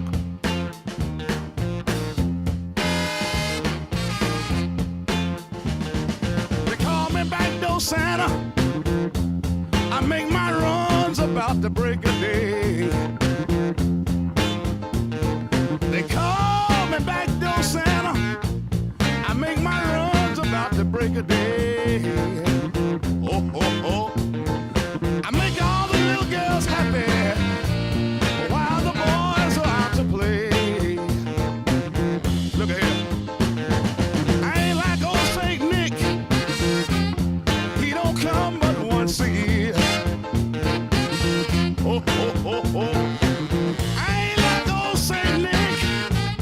He don't come but once a year. But look at here. I come running with my presents every time you call me dear. Look at here. I keep some change in my pocket in case the children at home. I give them a few pennies so that we can be alone. I leave the back door open so if anybody smells a mouse, and would no Santa be in trouble if ain't no chimney in the house. They call me backdoor Santa. I make my runs about the break of day. Look at here. I make all the little girls happy while the boys are out to play. That's what they call me, backdoor Santa. That's what they call me. They call me backdoor Santa. That's what all the girls call me. I give them all the presents. That's what they call me. They call me backdoor Santa.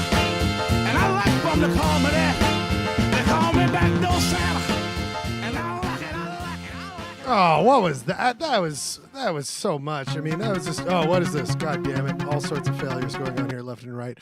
That last song was actually it wasn't my choice. I'll just really quickly say, that was of course Santa Pinata, who really, I love that song. You get it? This is the best. Yeah, I get it, Santa Pinata. It just seems this little. It's funny. It's funny. Funny. Oh.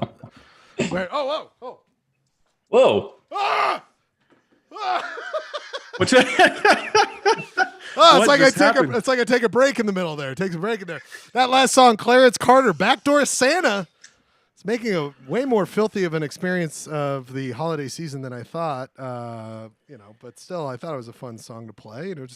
We're having a laugh here, having a goof. Ryan, your song almost put me in tears. I got the prompt wrong, and I thought it was Heartbreak Santa, like crying tears and flooding yourself with tears Christmas. I thought that was the theme. Well, Phoebe Bridgers does all the best stuff, and I'm glad you, of course, highlighted her in one of our song segments. But she's just gets me where I want it. That's feelings. I finally, as a 35-year-old husky boy who's lost all feelings, I get it after I listen to her songs. Very good stuff, my friend. And then Clay. I mean, this is pure poly blend, pure what I want to hear in music. Disco Claus, what's up, dude? That was came out. It was. I found it on the. What is it? The 15 weirdest Christmas songs of 1976. Oh, just 1 year. Yeah. I told you there was a lot of material to choose from, man. Wow, that is incredible. That was Bionic Eye. Was it a specific rank on that year? Like it was in the middle of the pack. 15? It was in the middle of the pack. I don't trust the number one. So was it Clarence? Was it Clarence Carter, Backdoor Santa? Was that number one? Is that what? But that was 44 years ago. I mean, Christmas 44 years ago, when I was 3 weeks old. Oh, wow. Bionic One or Bionic Eye. I don't know anything about this band. I couldn't find anything else about them. I don't know where they're from, but they released a song called Disco Claus. Beautiful. And it was pretty sweet. I like the and then going straight into the funk riff there. And also one obscure artistic expression to another, Polyester Blend to Bionic One. We respect. We will make sure you were pointed out in this lifetime. You get your respects. Well, and then playing Disco Claus next to Ryan's was that Razorblade Christmas? What was that? Suicide Christmas. MyLastChristmas.com. That's my ska, by the way. That's my horn, my ska noise. Phoebe Bridgers. Yeah. Okay, my bad. Very good stuff. Well-respected artist. People, it's time for your favorite segment. This is where our good friend goes into the newspaper industry, a dying industry, and pulls out the funnies, the Sunday funnies. Sometimes here we refer to them the Sunday unfunnies. It is, of course, time for Ryan's Comics Corner. Ryan, take it away. Oh boy! So we got some two very not good, not good comics. You know, sometimes you just gotta showcase. We got some duds. What you're up against in the world. We got some duds. And the reason that I bring up Bizarro or Pooch Cafe, Clayton's favorite, fan favorite, Pickle's favorite as well.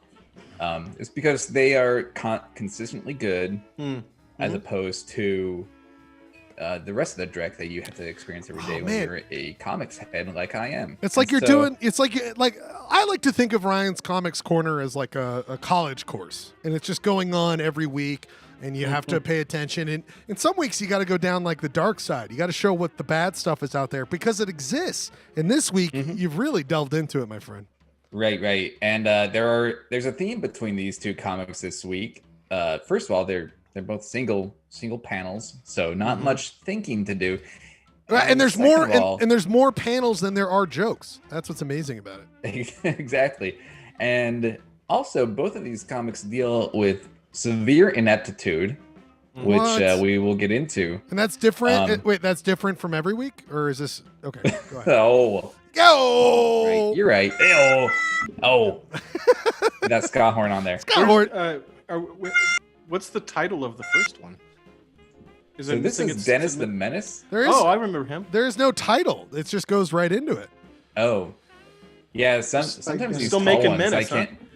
Sometimes these tall ones I can't This one was published on my birthday, apparently. Whoa! Wait a minute. Did we miss your birthday? Yep. God! Oh. We're great friends. No party with COVID and everything. All right, here's the deal. Here's the Well, deal. Really, here's, sorry to side rail Comics Corner, which everyone is just listening. Jeremy, your birthday present. Okay. Your birthday present this year, Jeremy, is you get one final reference to your Bandcamp. You can go check out NSPS on Bandcamp. Go buy this guy's album. We've already given you plenty of money. First of all, you should be giving us half of these royalties. Wait, what does Pinata Santa think about NSPS? Oh no, sorry. He wants to say something about Jeremy and just Santa Pinata. Just what you do for the show is forever going to be never appreciated enough. You've always come in week after week consistently. You cared about the show. You put a lot of effort into it, and you're just a genuine guy. So we, Polyester Blend appreciates it. Wow.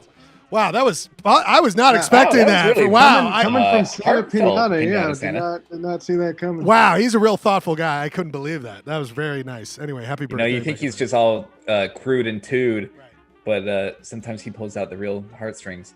Just like a It Phoebe almost Bridgers. just makes you feel bad about all the bad things he says because he must really mean them because he said something nice about me. That's a good point. The Nielsen ratings are in on Santa Pinata reference number 24, and it's not looking good. Oh, boy. Okay. Wow. Murder. Okay, I mean, if you check our numbers are our numbers. I can't control our numbers. This Dennis the Menace. Back to Ryan Bradford's wonderful sketch that I love so much and look forward Santa to every Pinata week. says I won by a lot. big time. All right, what do we got here, Ryan? Let's get into it. All right. So Dennis the Menace. I get so mad when I read this comic. I fucking hate Dennis so much. He is just like a spoiled, dumb kid. I am surprised. I had no idea they were still making them. I mean, this has been around since what, 60s, 50s? Right. Like he's always menacing people and also cucking his dad. He's always like dad in the doghouse, which is like, it's not in this comic, but if you're a constant reader like I am, anyway, of course. Let's get to it. Single panel. Mm-hmm. His mom is at the doctor. We know it's a doctor. I mean, I'm having a hard time realizing this is a doctor. Yeah, after staring at it for 5 minutes, I was finally like, "Oh, he's a doctor's office." So he thinks Dr. This Seuss is missing a lot of titles. This is not my Photoshop. It doesn't go without titles. It needs more titles. Right. Your Photoshop has more layers, literally and figuratively. I mean, it's interesting. Is Dr. Seuss available? Also, the references are still from the, whatever. Yeah. Oh, I see. The only reason it's a doctor's office is Dr. Seuss. Yes. Well, it's I like think he I would went still to the get that. doctor's and he thinks, "Oh, it's a doctor's, therefore Dr. Seuss will be there." Mm-hmm. Yeah. Can I go like? Does Dr. Seuss have a medical degree or does it not count? And also, why is Dennis wearing? Dennis Well, he's a man, so he does get the doctor. Dennis is wearing what is it, Jenkos? He's wearing the most baggy Jenkos. He's wearing Jenkos. Let me talk about Dennis's pants. I did a double take there. I was wondering what was good. I thought he had already begun to disrobe. Oh, his hands. Also, that looks like it looks like he's letting out just tons of dumps. He's just like, no wonder he's at the doctor's. He's just look at all those logs just flying out of his rear. There's some really weird things happening with his pants. Yeah, no, I say he's probably wearing a pair of Jenkos and like a trainer leather jacket, which is kind of like my dream outfit in middle school. Would really love it. That's good stuff. I do like the doctor's office hasn't. This came out in 2020, and this looks like a doctor's office from 65 years ago. Oh yeah, she's got paper. Yeah, it's gorgeous. It's gorgeous. The hats, happy birthday, Jeremy. This is your birthday present. It's your birthday. Oh God. Yeah, thank you, Dennis the Menace. What we gave another you classic. tonight, Jeremy, your present was laughs from Ryan's Comics Corner, like it always provides for everyone. I feel like we spent more time looking at it than they did like conceiving and writing it. I know. I do feel like the joke's on us every week because they're like, you guys spend way more time than we did creating it, and we get paid every week. So go to hell. Like, we're making money. We're making money. $30 a week. All right. And is she working like in an igloo? Like, what are these ice blocks? It's a brick. It's an igloo. It's of the great Northwest, Northeast. I don't know, the great North, Canada. Yeah, that's where Dennis lives. He's in Canada. He can go to hell. He can go to hell. Speaking of going to hell, Marmaduke. Everybody's favorite stupid dog. Just kidding. Just ripping off Clifford the dog, ripping off Scooby. I mean, Polyester Blends treaded territory. But I mean, we are an original outfit here. We don't borrow anything from anybody. Goddamn right. We don't just steal other people's copyrighted work. All right, go ahead, Ryan. All right, so this panel, you got a bunch of kids singing, bunch of carolers, young carolers, singing to this old couple that are very much enjoying it. And then in the back of the group, you got a little girl talking to Marmaduke, who's got a bag hanging out of his mouth, and she says, "It's not like Halloween. They don't give you treats for caroling." So Marmaduke came to this house expecting candy. A greedy little mutt. He is in the entirely wrong season. This greedy That's ass either mutt. his Sit, ineptitude, dogs. Sit. You don't get a treat. Yeah. Or he's just a greedy dog. Right. Bad dog. Bad. You don't get treats. Bad. I mean, this is Marmaduke. Enjoy the caroling, all right? Maybe this is the moment Marmaduke realizes that it's not about what you get. Like, unlike Jeremy, it's like, Jeremy, we missed your birthday. Sorry, dude. You don't get anything for your birthday, okay? Let's be clear here. Right? Jeremy's kind of the Marmaduke of Polyester Blend. Let's be honest. A Salt Lake Tribune reporter that wasn't the drunk that you guys were referencing earlier, right, did come sing us Swedish Christmas carols. And give us some Christmas treats. No, I was just wondering, do people still carol? I mean, obviously not this year, but like, is caroling still a thing? Oh yeah. I mean, if you're, yeah, I think church groups and stuff do caroling. How quickly did you call the police, Jeremy, when they showed up to carol? Was it like? I had a fire extinguisher, so I just sprayed them with it. Do you stick your very large dog on them? Right. But then, tell them that they didn't have Halloween candy? Yeah, the only reason you can get your dog to do anything is like, Halloween candy. Halloween candy. It's like, woof, woof, woof. Yes, I did. Also interesting that Marmaduke is made by two film directors, but I'm not sure if it's Paul W.S. or Paul Thomas Anderson.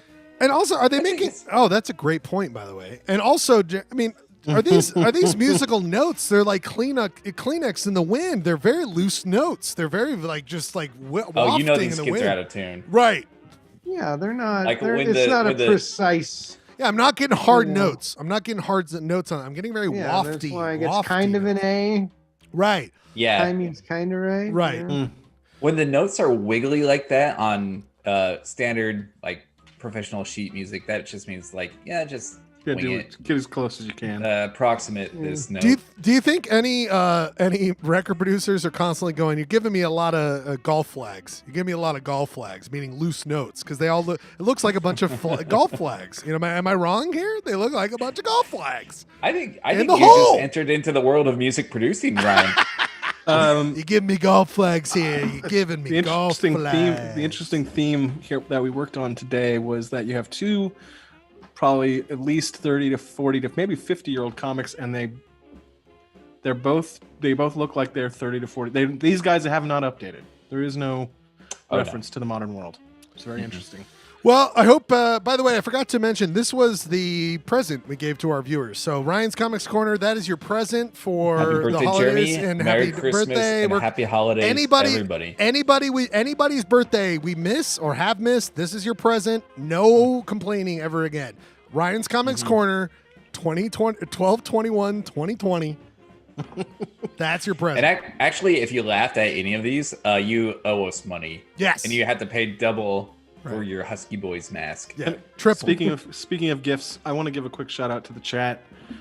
Comment of the night thus far, not even close. It only happened to be the 4th comment of the chat itself. Schlegel style is best described as festive incel. That I actually did. I read that one aloud to Janine. Good one. I don't often review the chat, but I'm really glad I did there. Ryan, good We job. got to move on to the next segment, everybody. We got 2 songs set coming up here. Oh, wait, I think we got another Christmas message. Oh, we do. That's right. We should play that. We'll play the Christmas message, and then we'll play 2 songs. Clay, be ready with your song. Okay. Just like last time, be ready right after the video. And then I will play Ryan's song, and then we'll come back with Utah County's quiz. And I always like to give these guys a little bit of a, just get your brains going. Southern Utah this week for Utah County's quiz. Clayton is up 11-9. This is really important. Or is it 12 So I've to been 9? told. Is it 12 to 9? It might be 11. I don't remember. Anyway, this is a very important quiz. Ryan and Ryan go head to head on the knowledge of Utah County's. Sorry, whoops. New format. Oh my God, the spirit of Clay has gone from last week to him to me, so I am completely out of control. No, it'll be Clayton versus Ryan. A beautiful head-to-head match of Utah County's quiz. We'll check in. The Santa Pinata will be knocked down during the Limp Bizkit Krew. Please join. Please let us know your thoughts. But first, before we get to, and by the way, Ryan, that last video, God, A++. Beautiful, baby. Beautiful. This is the next one in messages we've got here. This message, 2 songs. We come back with Utah County's quiz. This is the video right here. Let's check it out. Hey, Mark Brown here from the Sazerac Distilling Company and producer of the very affordable bottom shelf Miles Gin, which you guys like to put in your gin rickies every weekend. Just wanted to say thank you for putting my company up way over the top with your love of my gin. So Merry Christmas, PBL Blend, and all you listeners. Now it's time to party. Y'all ready for this?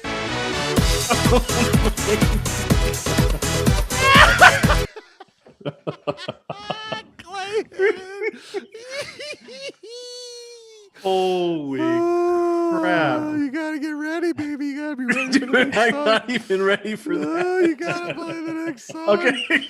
Holy shit. 2 songs. We come back with Utah County's quiz. Marron. That's long and white. Santa's got a beard that's long and white. Who comes around on a special night? Santa comes around on a special night. Special night. Beard that's white. Must be Santa. Must be Santa. Must be Santa. Santa Claus. Who wears boots and a suit of red? Santa wears boots and a suit of red.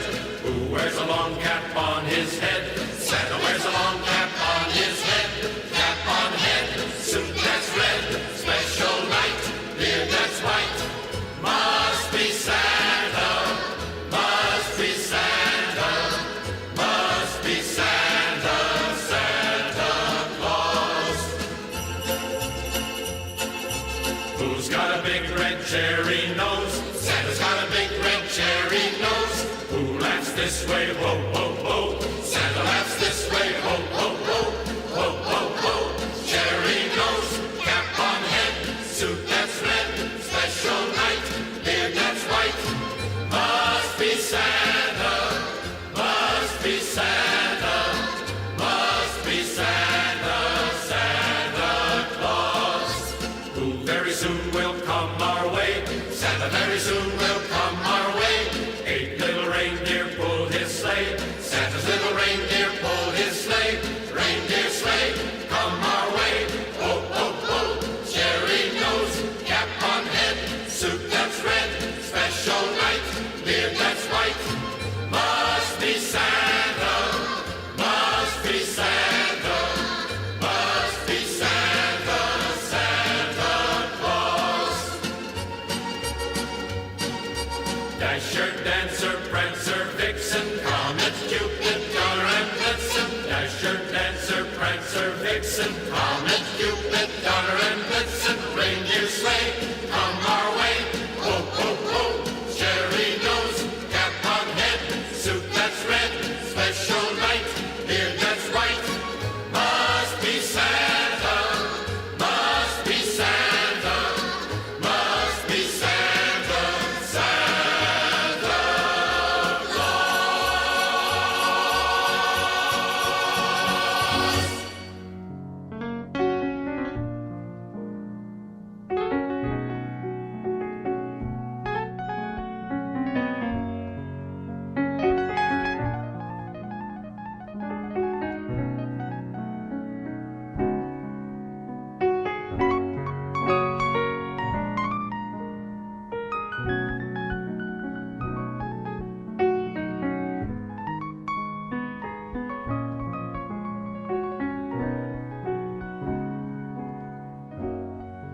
Charlie, I'm pregnant,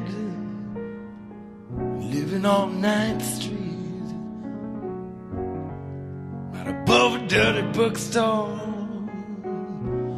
off Euclid Avenue. Now stop taking dope, I quit drinking whiskey.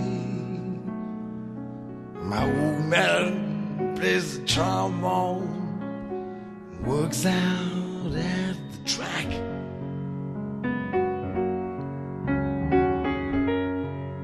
He says that he loves me, even though it's not his baby. He says that he raised him up like he was his own son. He gave me a ring that was won by his mother.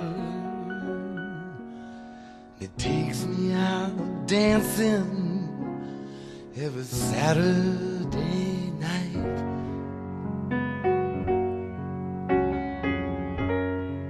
Hey, Charlie, I think about you every time I pass the filling station. On the counter, all the grease you used to wear in your hair.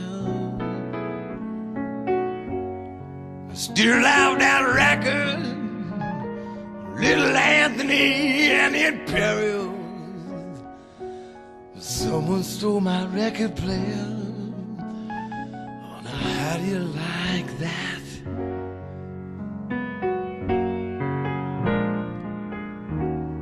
Hey, Charlie, I almost went crazy after Mario got busted. I went back to Omaha to live with my folks.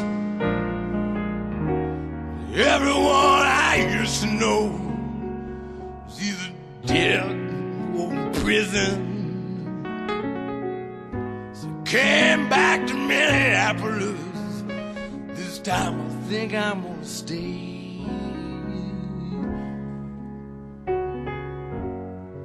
Charlie, I think I'm happy for the first time since my accident. I wish I had all the money we used to spend on dope. Buy me a used car lot, I wouldn't sell any of them. I'd just drive a different car every day, depending on how I feel.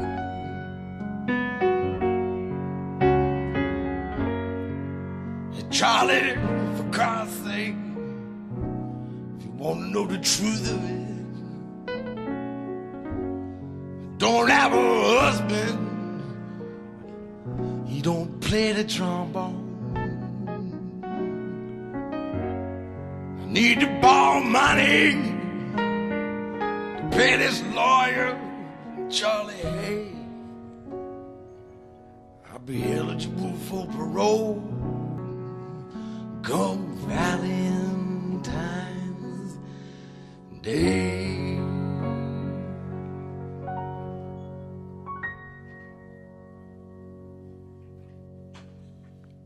In Ryan's ongoing want for us to all kill ourselves, he picked another great song. We appreciate Ryan.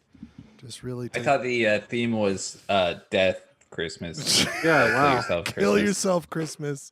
By the way, if you need help, there's plenty of resources out there, and reach out to anyone who needs to. You're valid, and we love you, and we want you to still exist on this planet. That's the Polyester Blend guarantee. No, I do like that song because it's one of those earlier Tom Waits songs, and Tom Waits. I don't know if he grew up, but he spent a significant amount of time in a suburb of San Diego called National City. Oh, it always comes back. Always comes back. Yeah, he worked at this pizza place down there that they have like murals of him on the wall, and it's like it's a pretty good place. It's like a red checker table kind of joint. Right. But in that song, he mentions something about Euclid Avenue, which is like a pretty prominent road that runs through a lot of downtrodden areas of San Diego, and I just like to think that that's the same Euclid that I live close to. Oh, a little bringing it back home for Christmas. Yeah. Go down there with a bunch of heroin and just listen to that song. You're so close. Just go do that. I think it'll be a great Christmas experience for you and your loved ones, Ryan. So please do that. Clay, how's your camera doing these days? Is that hold on. Oh, I need to start my video. Okay. What's up? Christmas came early, boys. Christmas came early. If you got did this straight from Scissorack. If you did not see, which you're I'll put those up, Bradford, as their own videos tomorrow, just little bumpers. They are hilarious. I thought it was going to be all douchebags, but we got a master distiller there. Ryan played a beautiful video of our good friend. How did you find the photo of the CEO? Like, that is amazing. There's a bunch. I mean, not a bunch, but Scissorack doesn't just do Miles, okay? It's not. They do a lot, yeah. Miles is one of their bottom shelf brands. I only care about the bottom shelf stuff. You guys know that. That's the only thing I'm in the game for. That was amazing. Anyway, you notice I've been a very good boy tonight. If you could see, I was there. Can I get Jenna? I just love you so much. Booyah! You are such a good boy. The reason we want you around the show because you add so much, baby. You're the godfather of the show. Thank you, Clay. Your insight, your knowledge, your song picks tonight, fantastic. So much good stuff. Ryan, the videos. Although usually, I mean, I hate to see my performance in the county's quiz because usually by now, you know, that other version is up. That leads us to this, everybody. Utah County's Quiz is a game between Ryan and Clayton. Utah County's Quiz is a game of knowledge about Utah counties. Ryan and Clayton I don't know why anyone would have this song. It's Utah County's Quiz. Everybody, it's time for Utah County's Quiz. Utah County's Quiz, the amazing game where Ryan and Clayton go head-to-head over knowledge that I have picked out of Utah counties. We are going through all 29 of the Utah counties. We've been doing it forever. By the way, you guys, I looked at it. We are expected to end the Utah counties quiz with a big extravaganza. I already came up with the idea for, get this, February 15th. If we're on track, February 15th will be the final. Day after Valentine's Day. Which my heart will be broken because that'll be the end of Utah County's quiz. But we will have gone through We could start California County's quiz. We will never do that, ever. No. We'll be here. And we'd be obligated to do the show for, I don't know, the next 4 or 5 years. 400 years. But Utah County's quiz, it's one of my favorite things. I write all the questions. These two answer them. Right now you can see on your screen, I think that's right. Is it 1, 2, 3, 4, 5, 6, 7, 8, 9, 10, 11? Yeah, 11 and 9. Close, but this is important. Ryan really needs to get closer here because we only have 8 quizzes left after this. 8 quizzes left. And can you believe it, you two? It's been amazingly close.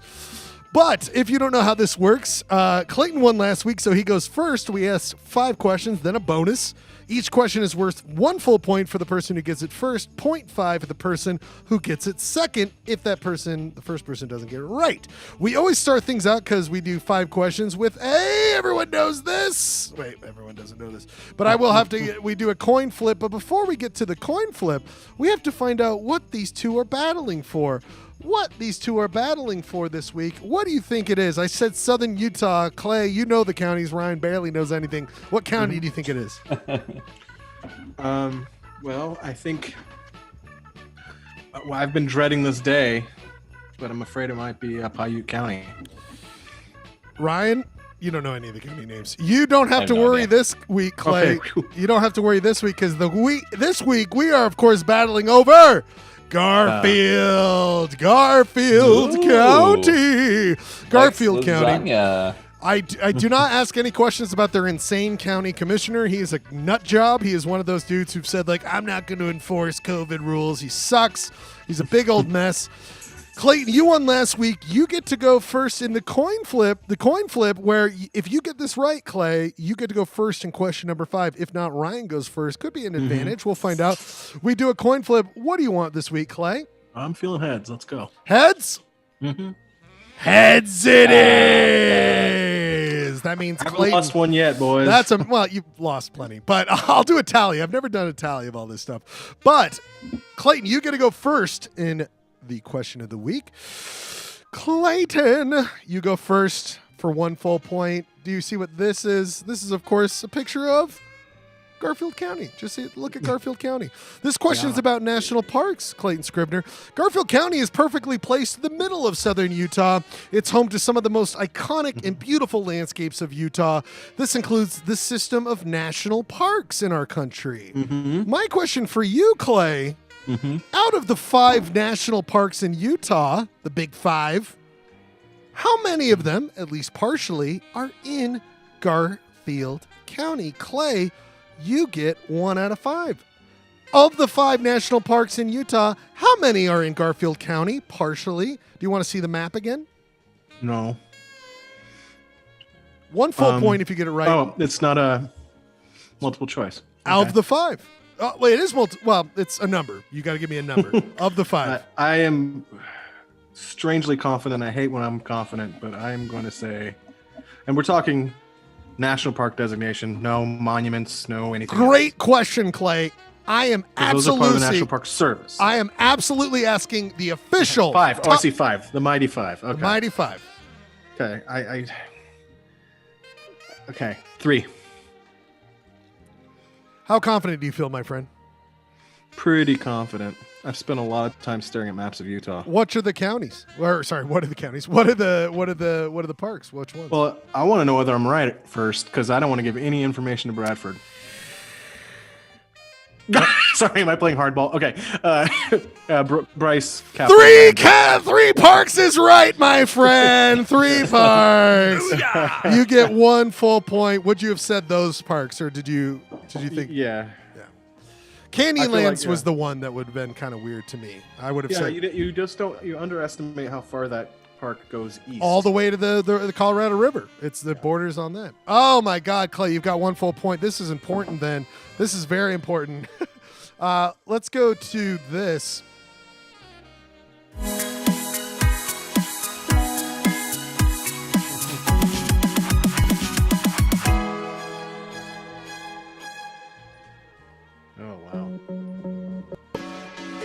So we changed the track, and after a night spent on a camping ground in Hanksville, we turned to Road 24, which seemed promising as it led through colorful canyons. As a car monkey... So this is car monkey Travis. He travels the country. I believe he's from Russia with his companion Red. I believe they're in some sort of relationship situation. I don't want to speak to it too much, but just to give you... Is he talking about himself in the third person, or is someone else narrating this? No, this is him. As a car monkey... He is a car monkey. As a car monkey. As a car monkey. What's a car monkey? I don't know. He works on. Spoiler alert. As it turned out, it was my number 1 of our road trip. Hill climbs through the woods, winding up hills and down hills, canyons, narrow gorges, tunnels made in the rocks, roads leading through the hills' peaks, constantly changing landscape. And obviously, sports cars and bikers who rejoice it just like I did. So Travis rejoices because he's on what, Ryan? He is on, of course, one of the most iconic features to be mostly in Garfield County. Ryan, State Route 12, Highway 12, quote, a journey through time scenic byway, is a beautiful road that goes through Wayne County, but also most of it goes through Garfield County, ending at the junction of State Road 89 near Bryce Canyon.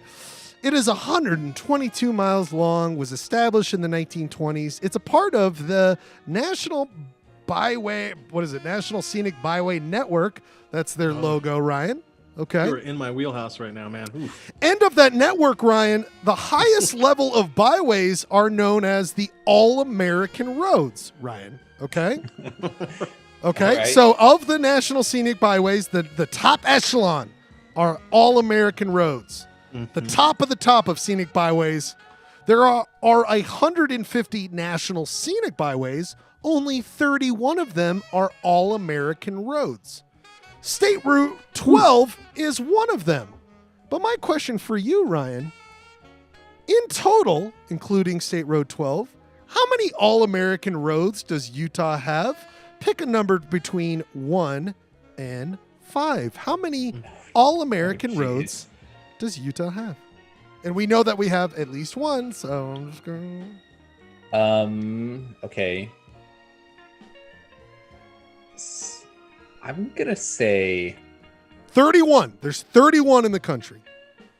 I'm gonna say 2.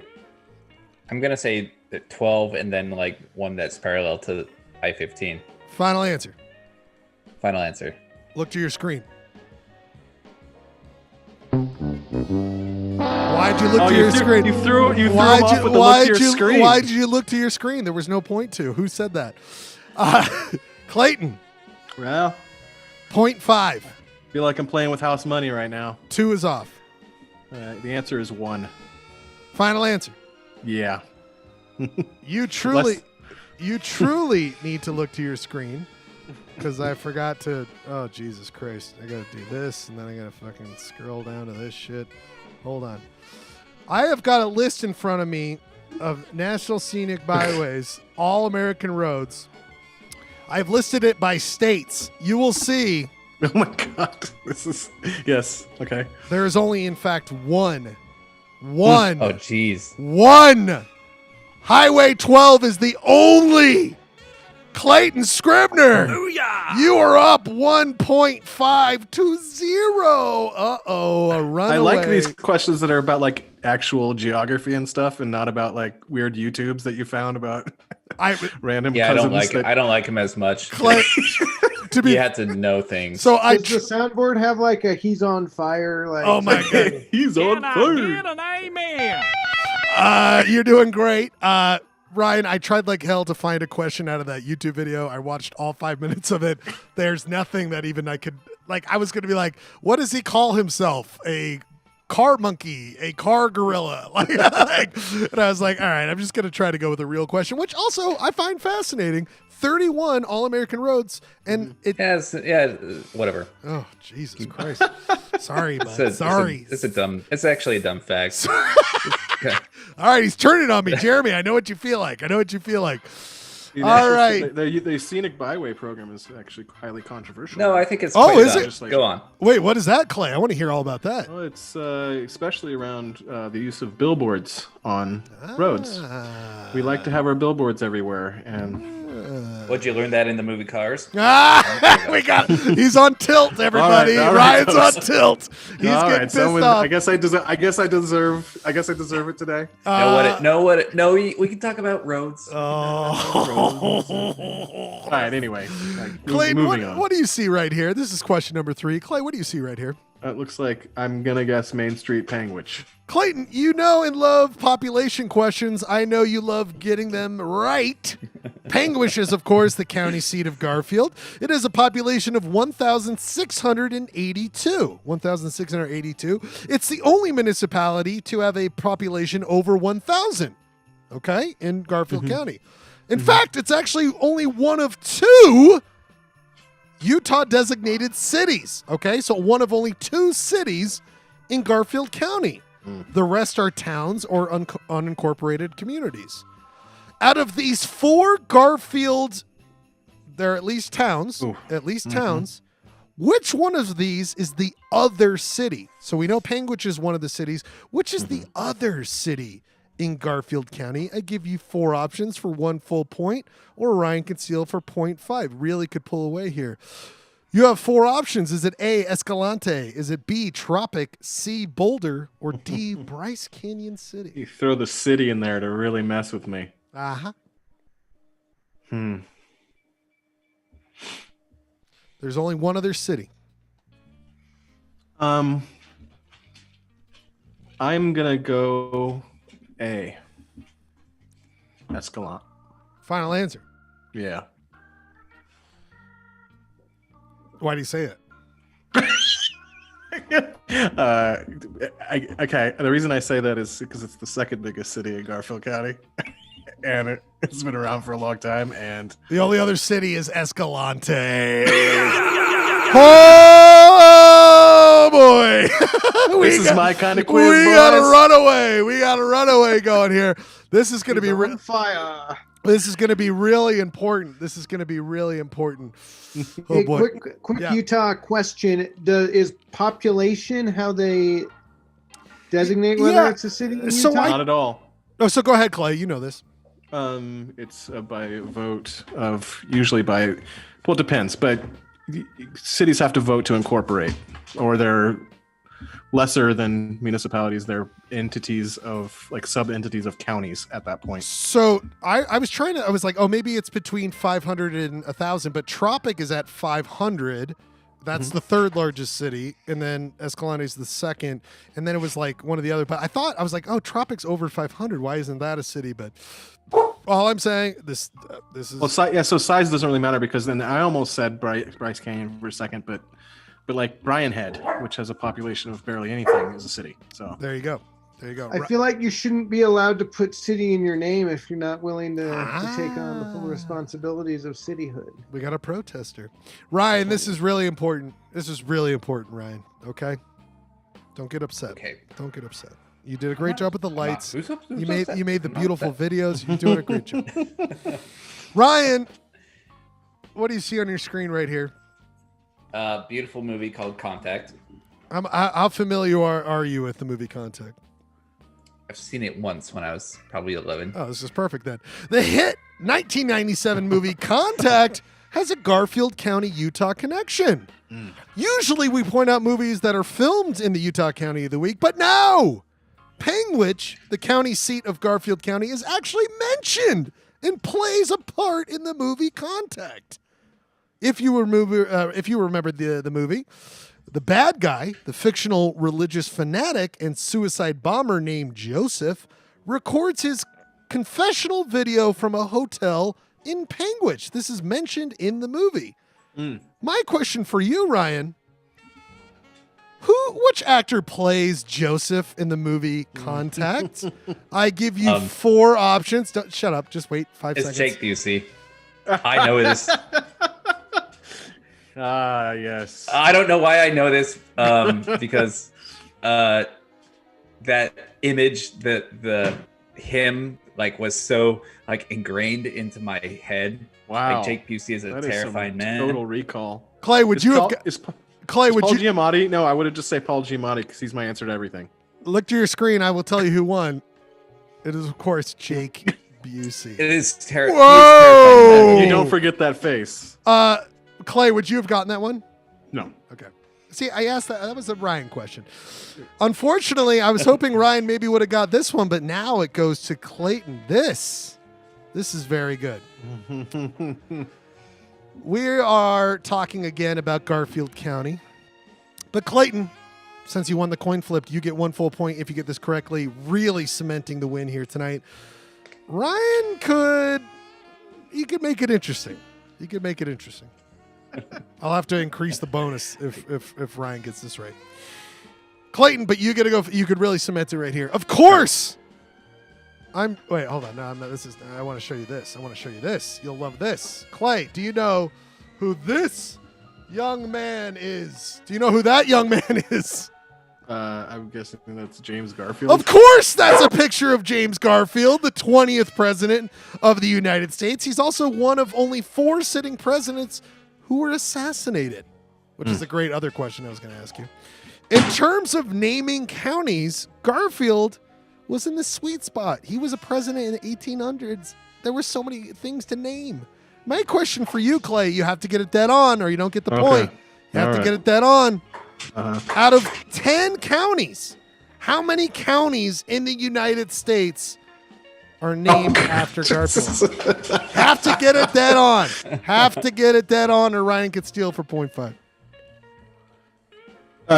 Did you prior to this say what year he was president? 1881 is when he was president. Okay. But did not live the full year he was assassinated. Right. I'm gonna go with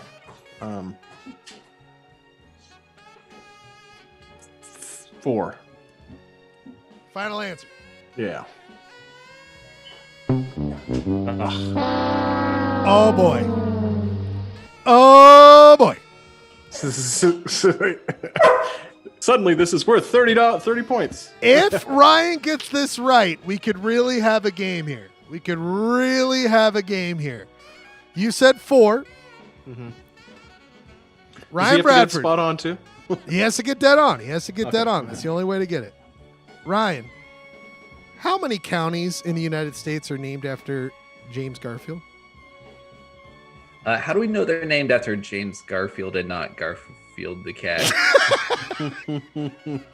I will have to go to the judge on this. Jeremy, look up how many counties are named after Garfield the cat. Zero are named after Garfield. Is the cat named after the president? Because then, like, you could say by extension. Oh, good all point. Those counties are okay. Thank you. Good point. I have no idea. 6. Final answer. Here is the greatest Wikipedia page I've ever found, which is all the counties named after presidents. 1, 2, 3, 4, 5, 6.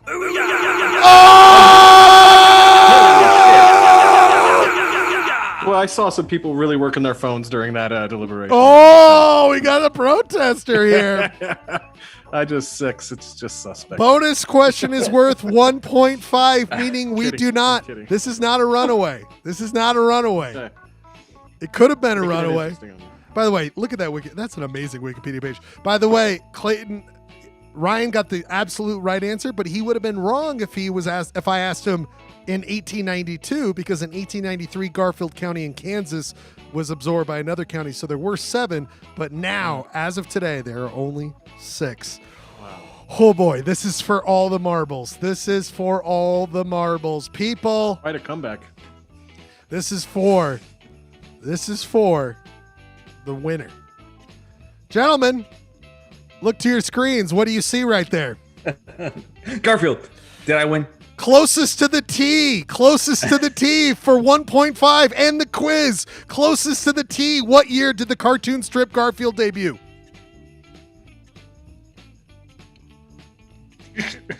I'm waiting for you, Bradford. You're the comics guy. Shit, I don't know. I was top heavy Clayton, bottom heavy Ryan. Say 78. Clayton.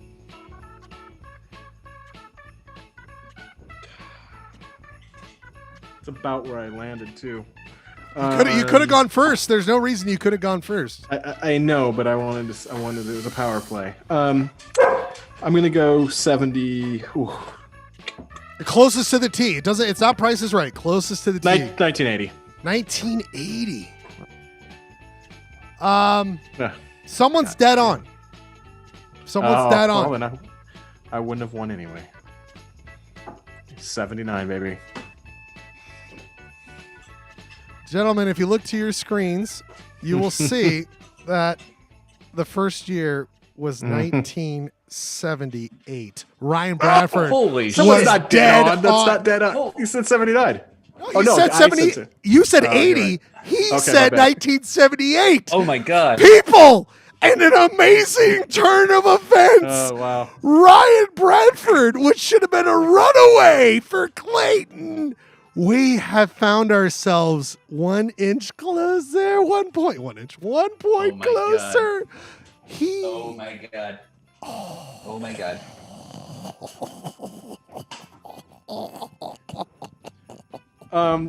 I feel like you engineered that quiz for maximum suspense. Oh my. That game had everything. Clayton, you showed superior knowledge. I'm not going to lie on that. Okay? Wait. So what does this last question have to do with Garfield County? Oh, it's just because it's called Garfield. Okay. But that's not okay. Cool. Jeremy, your thoughts on this quiz? No protest. Jeremy, that was one of the most exciting finishes. You know, unbelievable. Like, what a comeback! That was wild. Like, Clayton. Are you fucking kidding me with that quiz? That was awesome. Also, please don't smash me, because once you smash me, I'm dead. Sorry, Santa Pinata. Coming up in the Limp Bizkit Krew, we will be smashing you open to find out what is the most ultimate 2020 prize that you can win. We're coming back with the Limp Bizkit crew. Anyone who wants to join, I'll be putting the Zoom link in the chat. Thank you for the quiz, Ryan. That was really fun. That was so much fun. That was a really fun quiz. That was a delightful Pure quiz. excitement. Pure excitement. If I had been drinking more miles, I probably would have slammed my. Well, you wouldn't even made it that far. That'd be very good. But actually, last week you would have not made it that far, and then you would have come back and just won. That would have been amazing. Clayton, can you play the next song? We're going to do 3 songs, but less than 10 minutes. Really? We won't be that far. I probably won't even play my song. Probably just 2 songs. 2 songs, and then we will come back with the Limp Bizkit crew. We will come back with the smashing of Santa Pinata. What a show tonight. I'm Ryan with the videos. Clay, you're here. The music you're choosing. I'm so proud of all of you. Everyone in the chat, everyone who's just around, thanks for being a part of this. I just love doing this, and it's so much fun to be a part of all this, and I hope you all get a little, life is a little easier with Polyester Blend on your side. Are we playing it, Clay? Not yet. Hold on. Okay, Clay's doing a great job. We love Clay's atmosphere. We love what he's doing. He's always on top of the music selections. Yeah.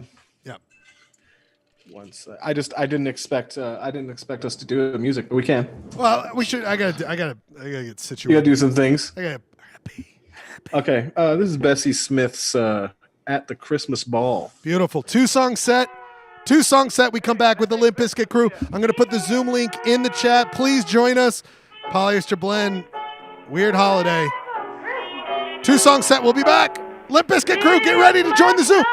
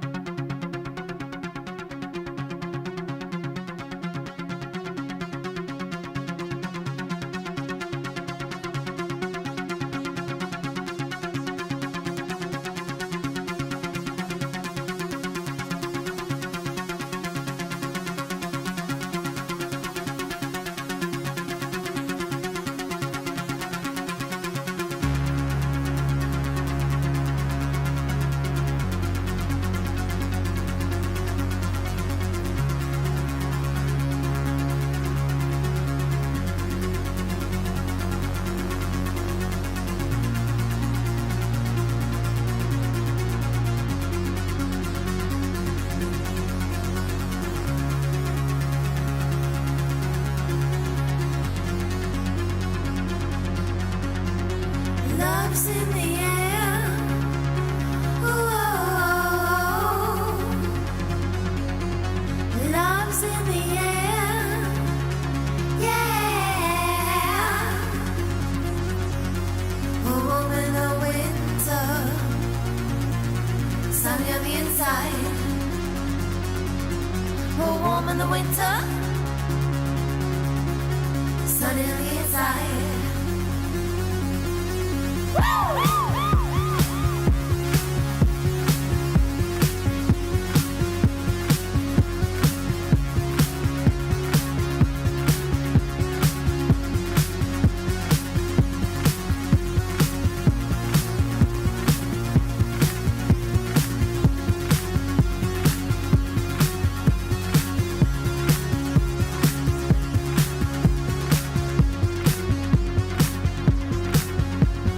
Love's in the air.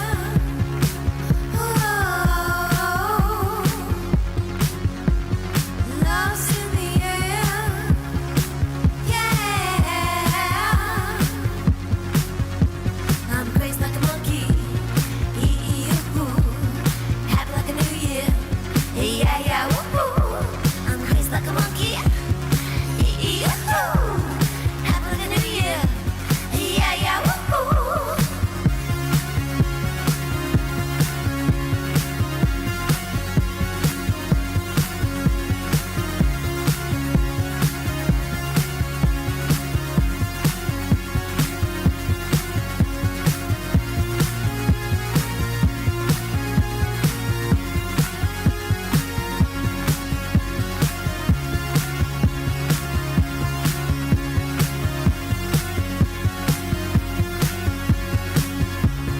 That's right, everybody. This is Glass Candy, making our way around the world, searching out a face-to-face with you one more time, looking for a heart-to-heart whenever you're ready. We want you to know, if you ever should look in the mirror and wonder who it is that you are, and wonder what it is that you came for, well, I know the answer. You're beautiful. You came from heaven. You came down to this place to fill out the dark corners with your everlasting light. And that's why I love you. We love you. I love you. We love you. I love you. We love you. Come on, shout. Hey, shout. Come on, shout. Hey, shout. Shout. Shout. Shout. Shout. Yeah, you.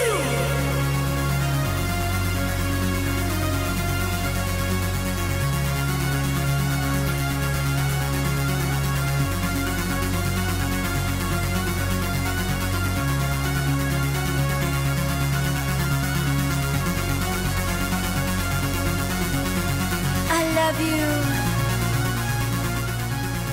We love you. We love you. Polyester Blend loves you. Polyester Blend loves what's going on. Just a little small 2-song set.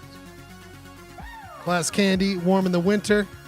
That's one of my favorite winter songs. Just driving around, being a happy boy. Still here, guys. Still here. Oh, we got Clay Scribner still here. It's time for the Limp Bizkit Krew, everybody. Limp Bizkit Krew. I got my Tam O'Shanter on.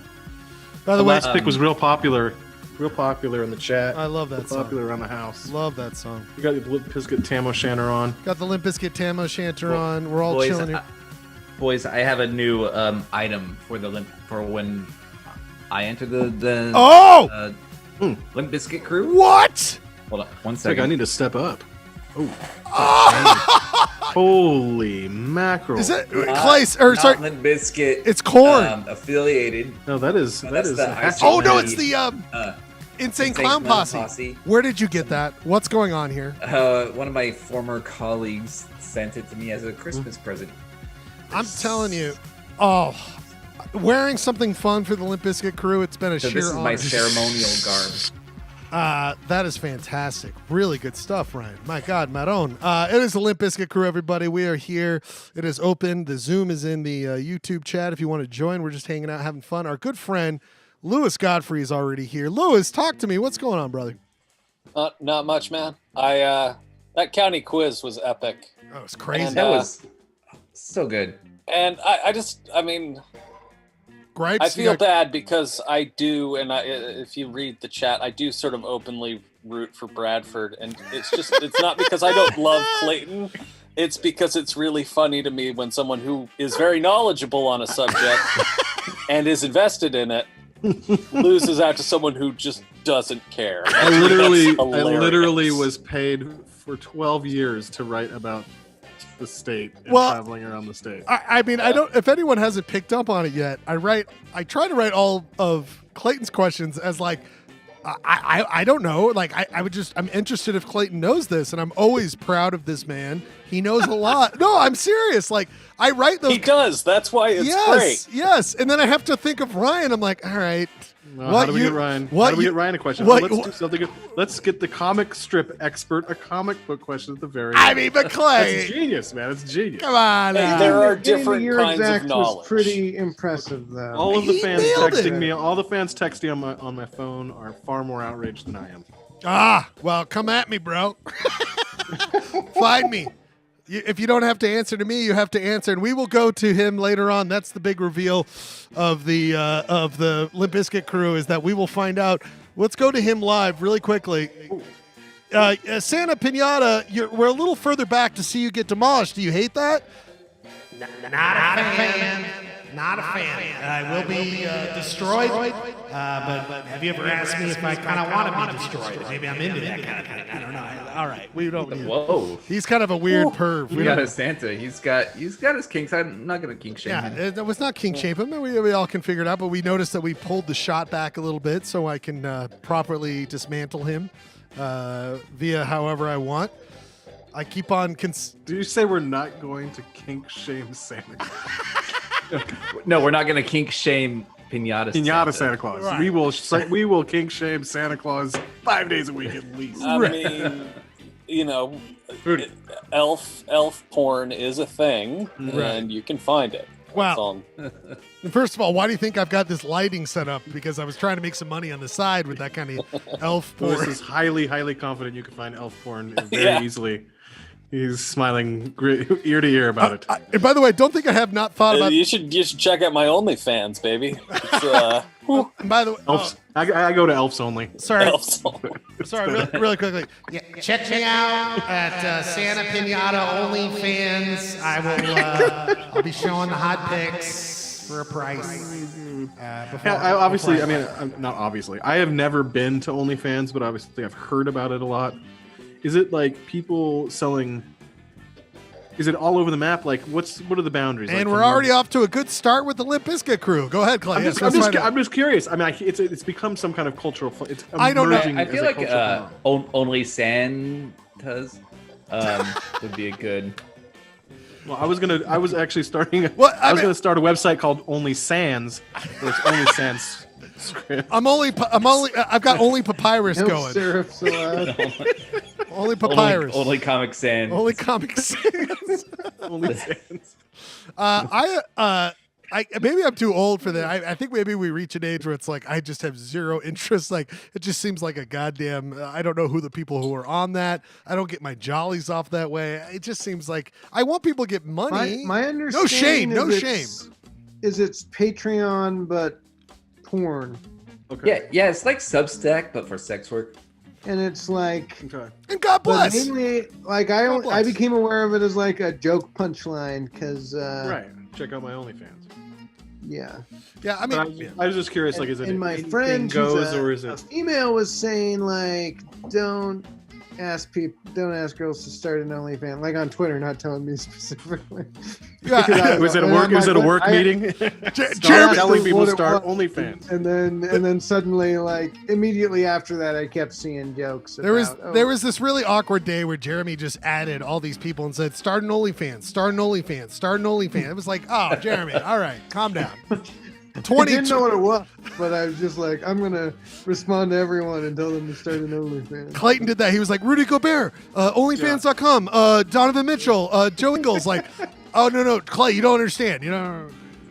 By the way, Clay, the only jazz band that has an OnlyFans is Greg Osterson. And I listened because. One thing I want to bring up, because we sometimes dabble into the sports with Limp Bizkit Krew, but Clay, I think it was brought up somewhere on the dude thread, but just did you have a contingency plan for people who don't know? The Rudy Gobert, who was the big man, the biggest contract for a big man, a center in the history of the NBA. Dude, I have a personally. The NBA, the Jazz re-signed him for a 5-year contract, huge amount of money.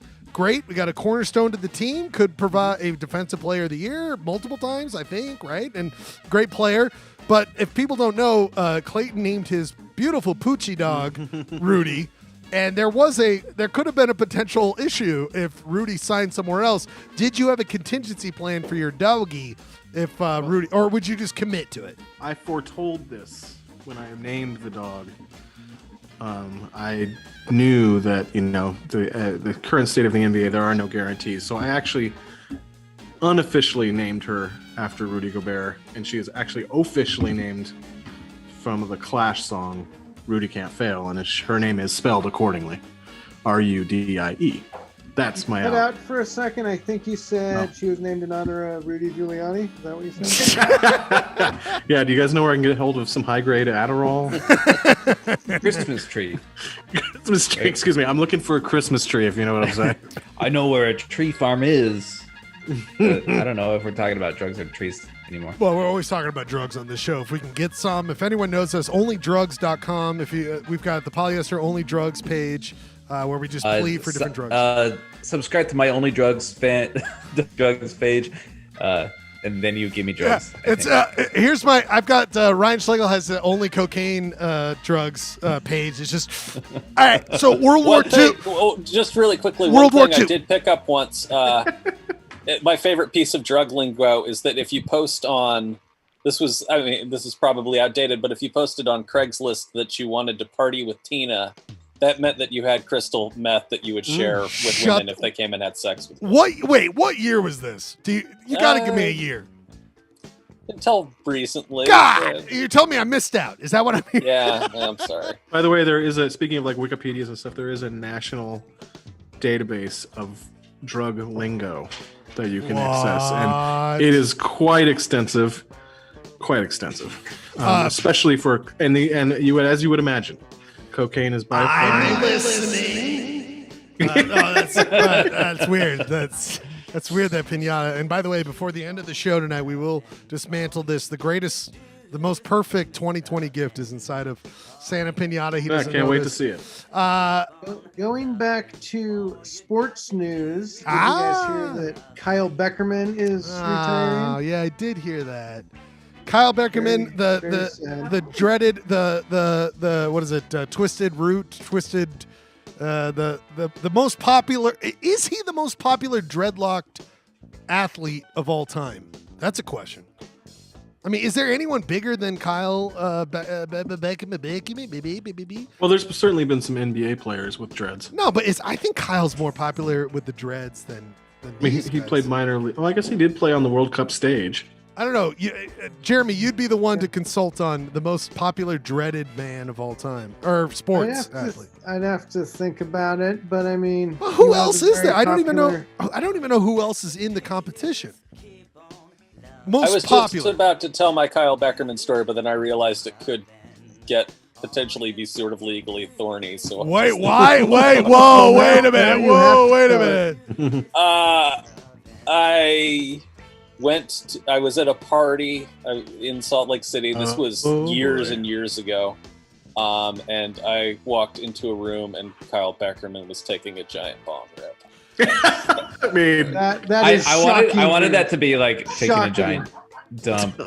It's like, that Who would have been thought more this unexpected. White dude with dreadlocks would have This partaken. mellow, soft-spoken white dude with dreadlocks. My name's Lewis. I don't want to say anything controversial, but the guy with massive dreadlocks smoked weed. I don't want to be in trouble. It's not a scandalous story, but he is a public figure. The players probably violating their contracts. Ned Grabavoy. I was once hanging with him while he smoked a cigarette outside Dick and Dixie. I don't. Soccer players are the coolest, man. What can you say? Did you ever bring up the graboids from the Tremors movies with him? Ned Grab. No, but he did. He's actually a hockey fan, so Schlegel. And I'm just like, I don't know. It's a cup and Stanley. I don't know. I do have a hockey. I would preface this with the most pathetic sports related. Who has the most pathetic? Like, I met someone. It's really sad. I think I have this for hockey, which was I had a work conference in Fort Lauderdale, Florida, years ago. And so I'm in Fort Lauderdale, Florida. Okay, I've never been there. I've never been to Florida before. Was this one was Fort Farderdale? No, yeah, I made that video Okay. I went. So what Clayton's talking about is I went out to the grave of Liam Neeson, which is in Fort Lauderdale, and I made a whole video out there, and that was a beautiful moment of my life. But one night I was sitting and having drinks and dinner with my coworkers, and I knew I looked up from. We're just on this major thoroughfare. It's kind of like a State Street or a Main Street in Fort Lauderdale. And I look up and I go, "Is that Jakob Kindl?" And this is why it's the most pathetic thing ever. Is you guys know sports, so picture. I respect this man. He was a high draft pick for the Red Wings. But Clayton, this would be like you being like, "Is that the 9th man off the bench I see walking down the streets?" Like, and Jeremy, this would be like, a guy who would be reserve. Jakob Kindl never broke the top 6 defensemen for the Red Wings. But you recognize. But I know this man enough that. Oh, that's not. Whoa, what is this? That's his OnlyFans, I think. Oh, this is his new beautiful. By the way, you got to be careful what you search for when you search. There he is. So I could pick off a 7th, 8th person on the Red Wings walking down a street in Fort Lauderdale, and I run up to him. I'm like, "Are you Jakob Kindl?" And he goes, "Yes." And also, hockey players are wearing helmets and stuff too, which makes the degree of difficulty even higher. But you're staring at the roster. Yeah. You're doing a deep dive. And I know this guy. I know this man. And I see him. I'm like, Jakob Kindl. And he's like, "Yes." And by the way, I'm not impressed with physical people. Just like I was in front of him, I was like, "Jesus, you're a handsome man." And then he was right next to it, like his supermodel girlfriend. I was like, "What? I have never been around really, really like these are like weird people. These are like alien people. Like, who are you two?" And I just go, "Oh!" And he had just gotten traded from the Red Wings to the Florida Panthers, and I was you're down here in Florida, huh? And he was like, "Yeah." And I was like, he got traded. Slowly slunk away. He was kind of happy, and his girlfriend, I could tell, was like, "Oh, look, you're getting recognized. This one schlubby idiot knows who you are." And he's like, "I know." And I'm like, "Hey, Jakob, that's crazy. You got traded from the Red Wings." And he's like, "Yeah." And by the way, he sick burn by Jakob Kindl. The Red Wings tanked and were the start of their very bad period after this. And so they sucked after he got traded. He's like, "I got traded. Look what happened to him afterwards." And I was like, good point, Jakob Kindl. Jakob Kindl, you got him. And then I looked at him and I just went, "All right, thanks." Just like walked away. Ryan, is this a slow run up to say that what is inside the Santa Pinata is a Jakob Kindl playing card? Some kind of sick segue. Oh, I would never be misconstrued with some third-rate player. I'm top level. Look at me. I have to tame my dog, guys. Hold on. Tame the laughter from that joke. is supposed to be a hyper-local show. Maybe we should get back to honoring Kyle Beckerman. Oh, sorry. We did get away from that. What did you want to say about Kyle Beckerman? I was just going to say he has the league all-time record for games played, and he was at 498. And I feel like if we weren't in this weird owner situation right now with sorry, we did get away. All right, listen. I try to bring Gurky in. He doesn't mute his stream. Okay, he's got to mute his stream. He's got to turn on his camera. And we got Jeremy. Feedback audio and no video. Yeah, and Jeremy's trying to tell a beautiful story. And we got Gurky barely knowing what's going on. Gurky, have you been hearing these stories? Talk to me. That Jakob Kindle story had me on the edge of my seat. I could not wait to figure out how that was going to end. That was just. Are you Jakob Kindle? Wait for it to end. Ripping. Wait, Gurky, you got to remember, I'm so proud of this moment in my life that I said out loud to the right person, "Are you Jakob Kindle?"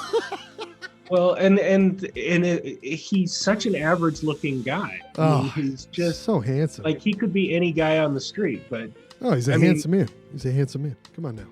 I mean, we can't all be Robert Gurky walking around. Are you Robert Gurky?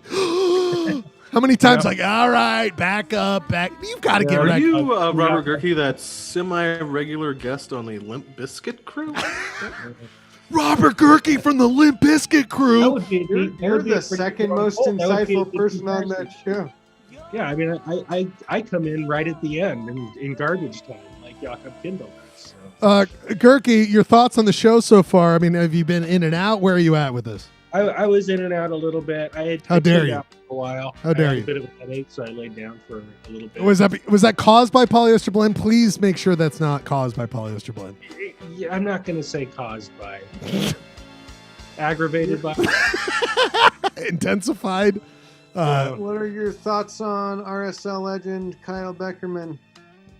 I mean, it's kind of,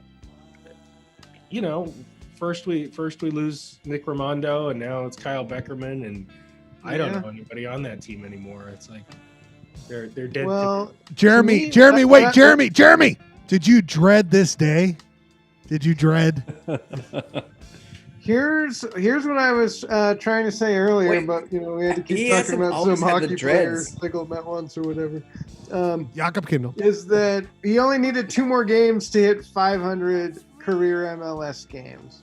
I guess you could see what. And I feel like if we didn't have this ownership show, they would have done some sort of short-term contract, get him to 500, and have like a big retirement party at the stadium, a full Rio Tinto stadium, like post-COVID. Just like wait till COVID ends and just have a big fucking. Well, that'll happen when they retire his number, right?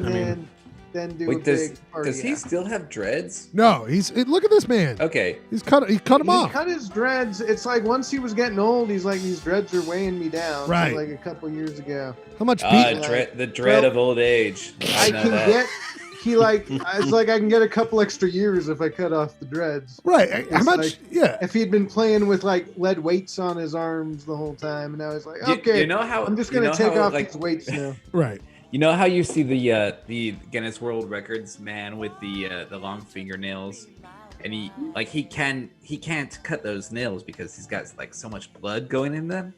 Is that? I mean, obviously that wasn't the case of Kyle Beckerman, but I wonder.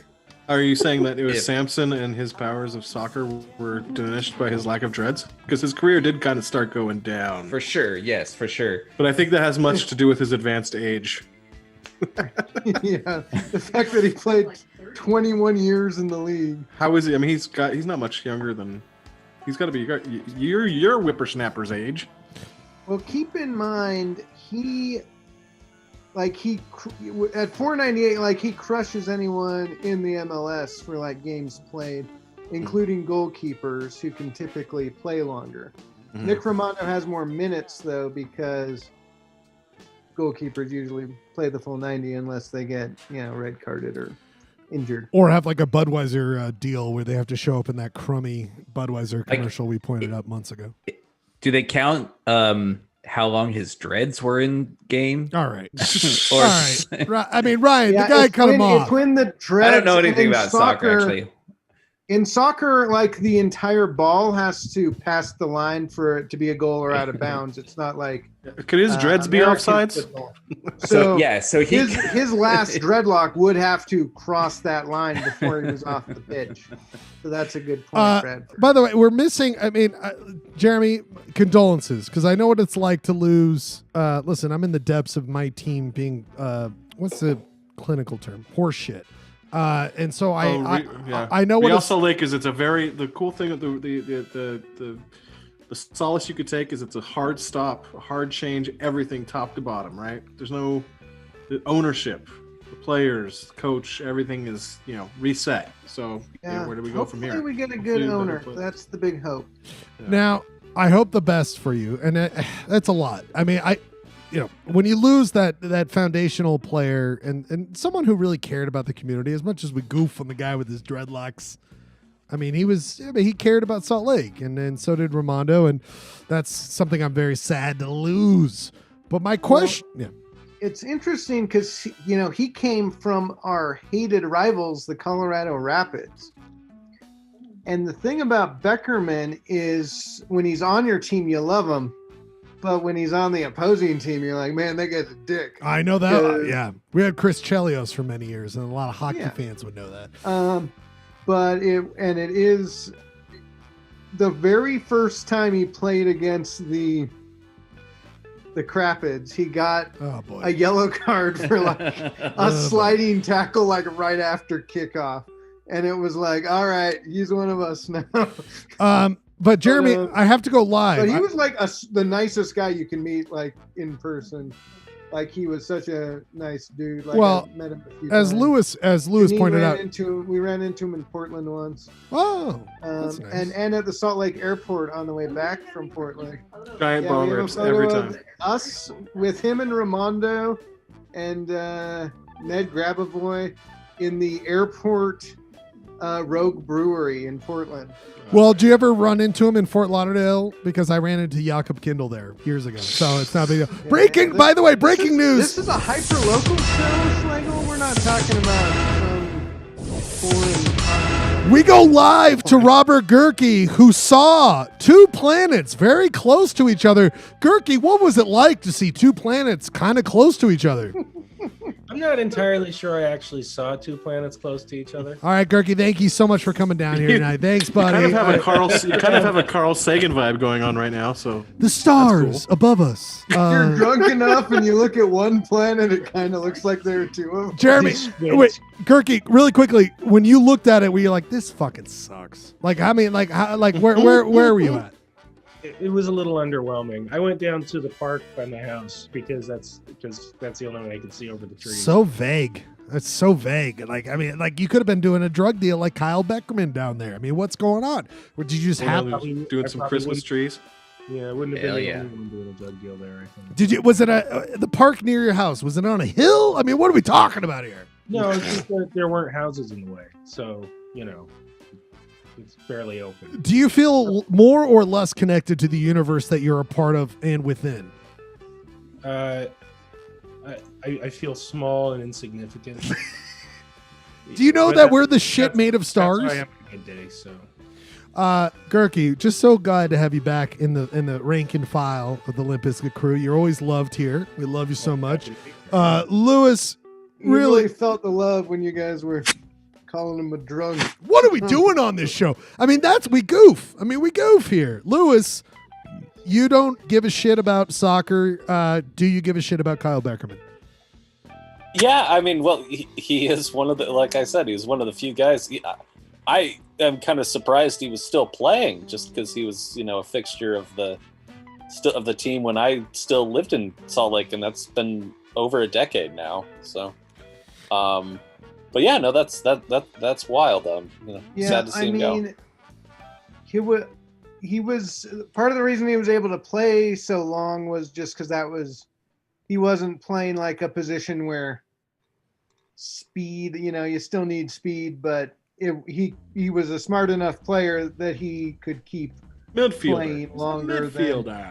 say a forward that needs to be like sprinting at full speed.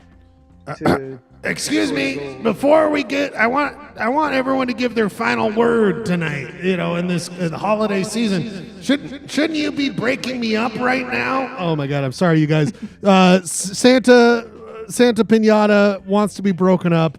Before we get to the final words of a beautiful holiday season, before we hear about that, we must now go live to the breaking up of Santa Pinata.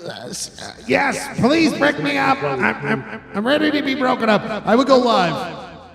Oh, excuse me. All right, that's not him. It's me. I'll be right back, you guys. I'm just going to be. It's time to break up Santa Pinata. So I'm going over there. I cannot wait to see what's inside of this guy. Don't be too rough. Oh my God. All right, you guys. So I have this hammer. I got a hammer. Hey, it's your good friend Ryan Schlegel. I'm here live with Santa Pinata. Are you watching I don't this? like it. Just calm down.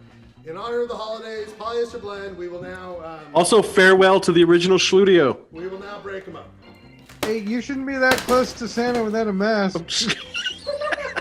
I'll go back over here. This is kind of like watching like an ISIS execution video. I did where they fuck it up. By the way, Lewis, I thought about chopping his head off and letting it stand so we could go back to him, and then I was like, oh, that's a little too ISIS. Is that it? We don't get to know what's inside? You guys, inside of Santa Pinata, the most perfect gift for 2020. Oh my God, you guys. He's full of those plastic things full of silver, like plastic silverware and napkins that you get because we've all been ordering out a bunch. Oh my God, that's what's inside of Santa Pinata. There's more. Oh my God, it's just all Santa Pinata. Unbelievable. That is the most sponsored by Grubhub. That is the most perfect 2020, isn't it? You guys just ordering food out. Perfect 2020. Is that the last disappointment of 2020? Also, alternate versions of that was a note that said, "Nothing's in here. Fuck you." And that was my alternate idea. Wow, very sad. It's just again. I just so many plastic bags of silverware and napkins. It's so disappointing. Just like 2020, disappointing. We are at 10 minutes left before we hang out in the after hours. Everyone can hang out in the Zoom. We'll just hang out and just. I'm so glad. What a great show tonight, Ryan, with the lights and the videos. And Clayton, you didn't leave.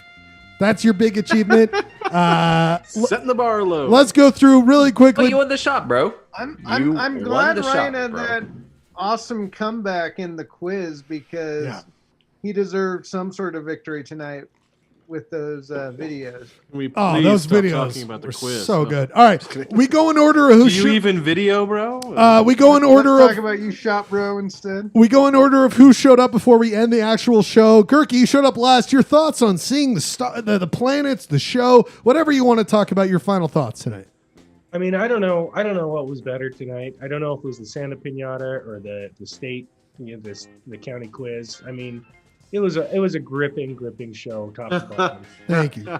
You guys made it was a Christmas miracle. You made my holiday season sunny and bright. God damn. Oh man, that means so much. Girk, we love you. It's really about the friends we made along the way. And by the way, this show is about goofing.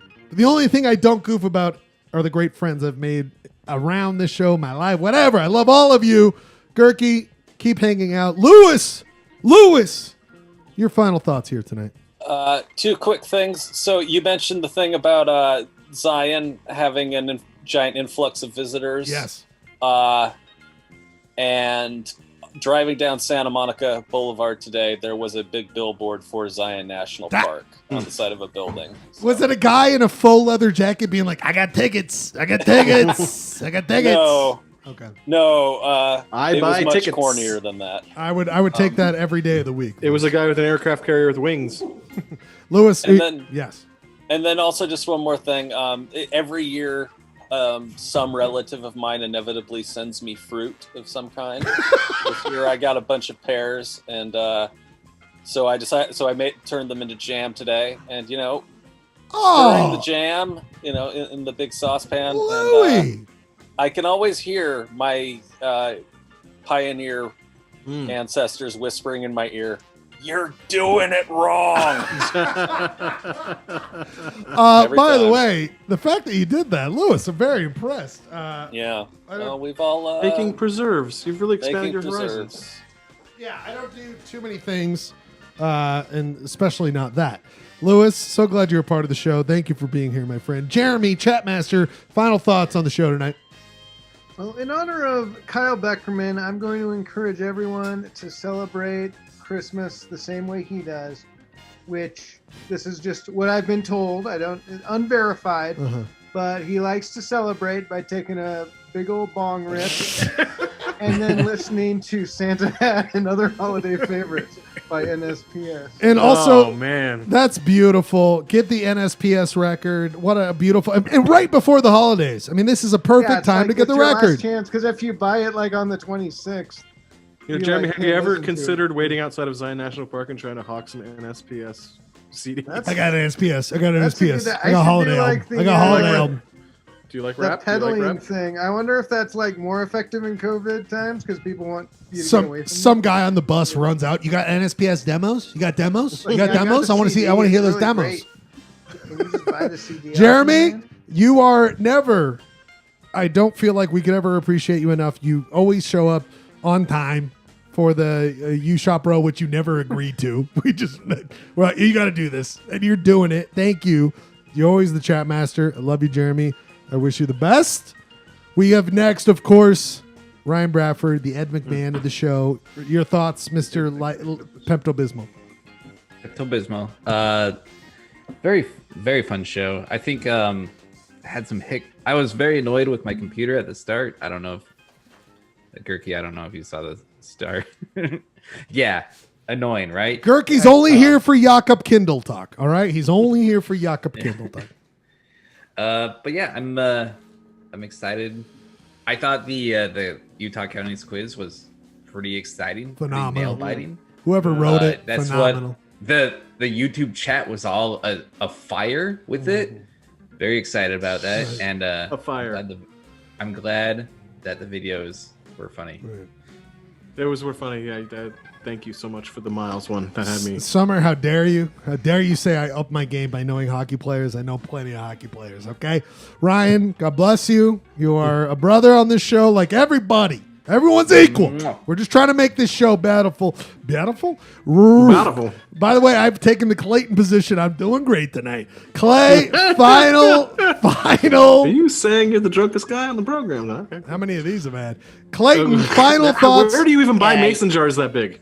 Your gin Rickies that you always love to drink. Okay. I would like to see your mason jar every week get bigger and bigger and bigger until it's just like you need. I got a lot of mechanical device. I've got a lot of masons working on glass. I got a lot of glass blowers out there just making giant mason jars for me.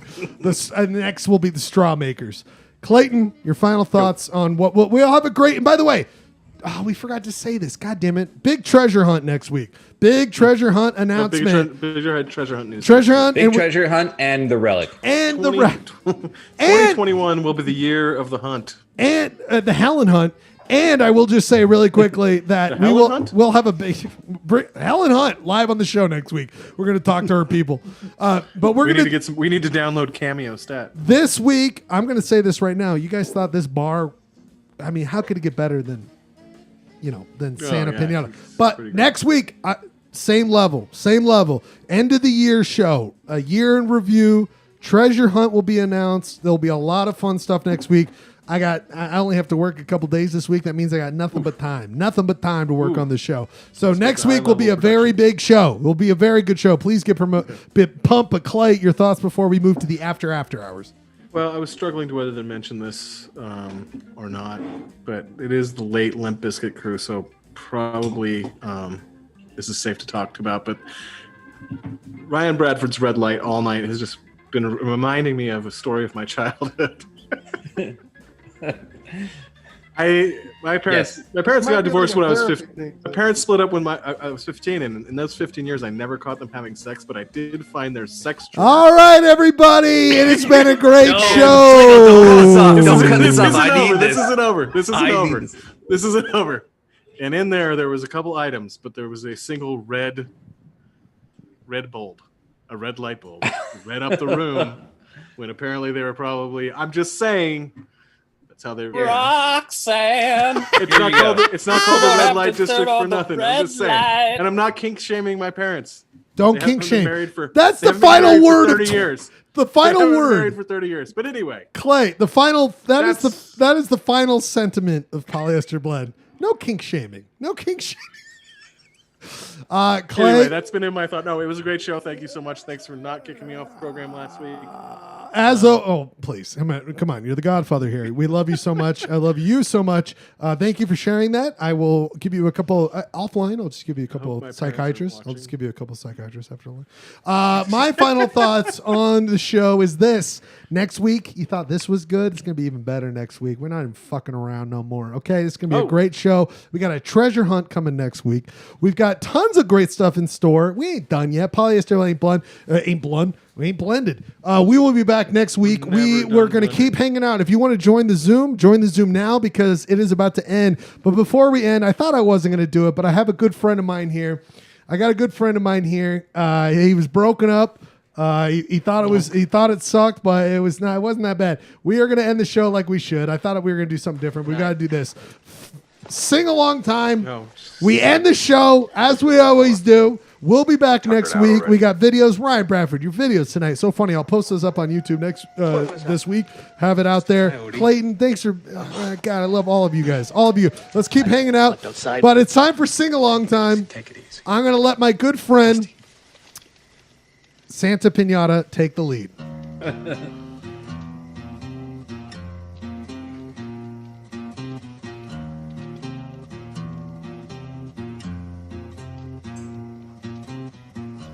Arizona moon keeps shining from the desert sky above.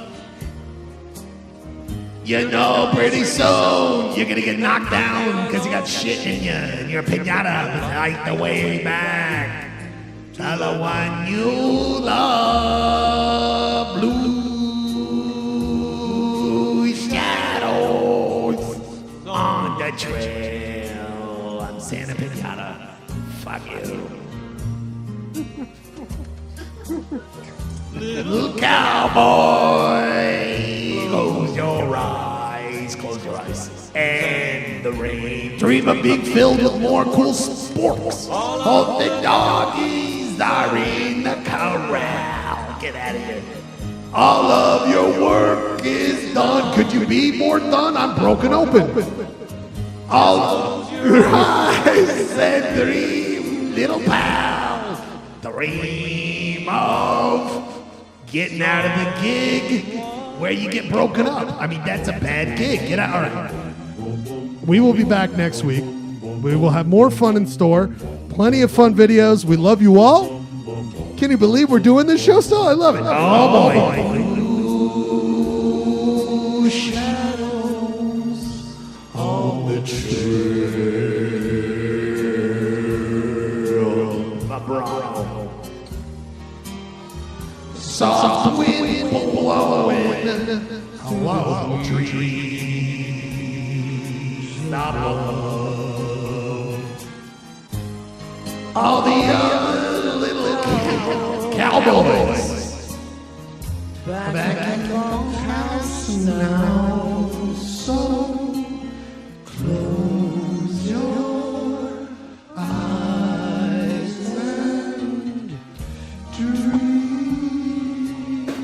dream of another show. We'll be back next week. I love every single one of you. This is Polyester Blend. We're going to fuck around next week. We're going to have a great show. See you in hell. Fuck all of you. Love you. Bye. Wow. Hi, Lucky. I just got weirdly aggressive there at the end. I liked it. Was that supposed to be Pinata Santa at the end? Or yeah, I think Pinata Santa kind of possessed Ryan for a little bit. Yeah.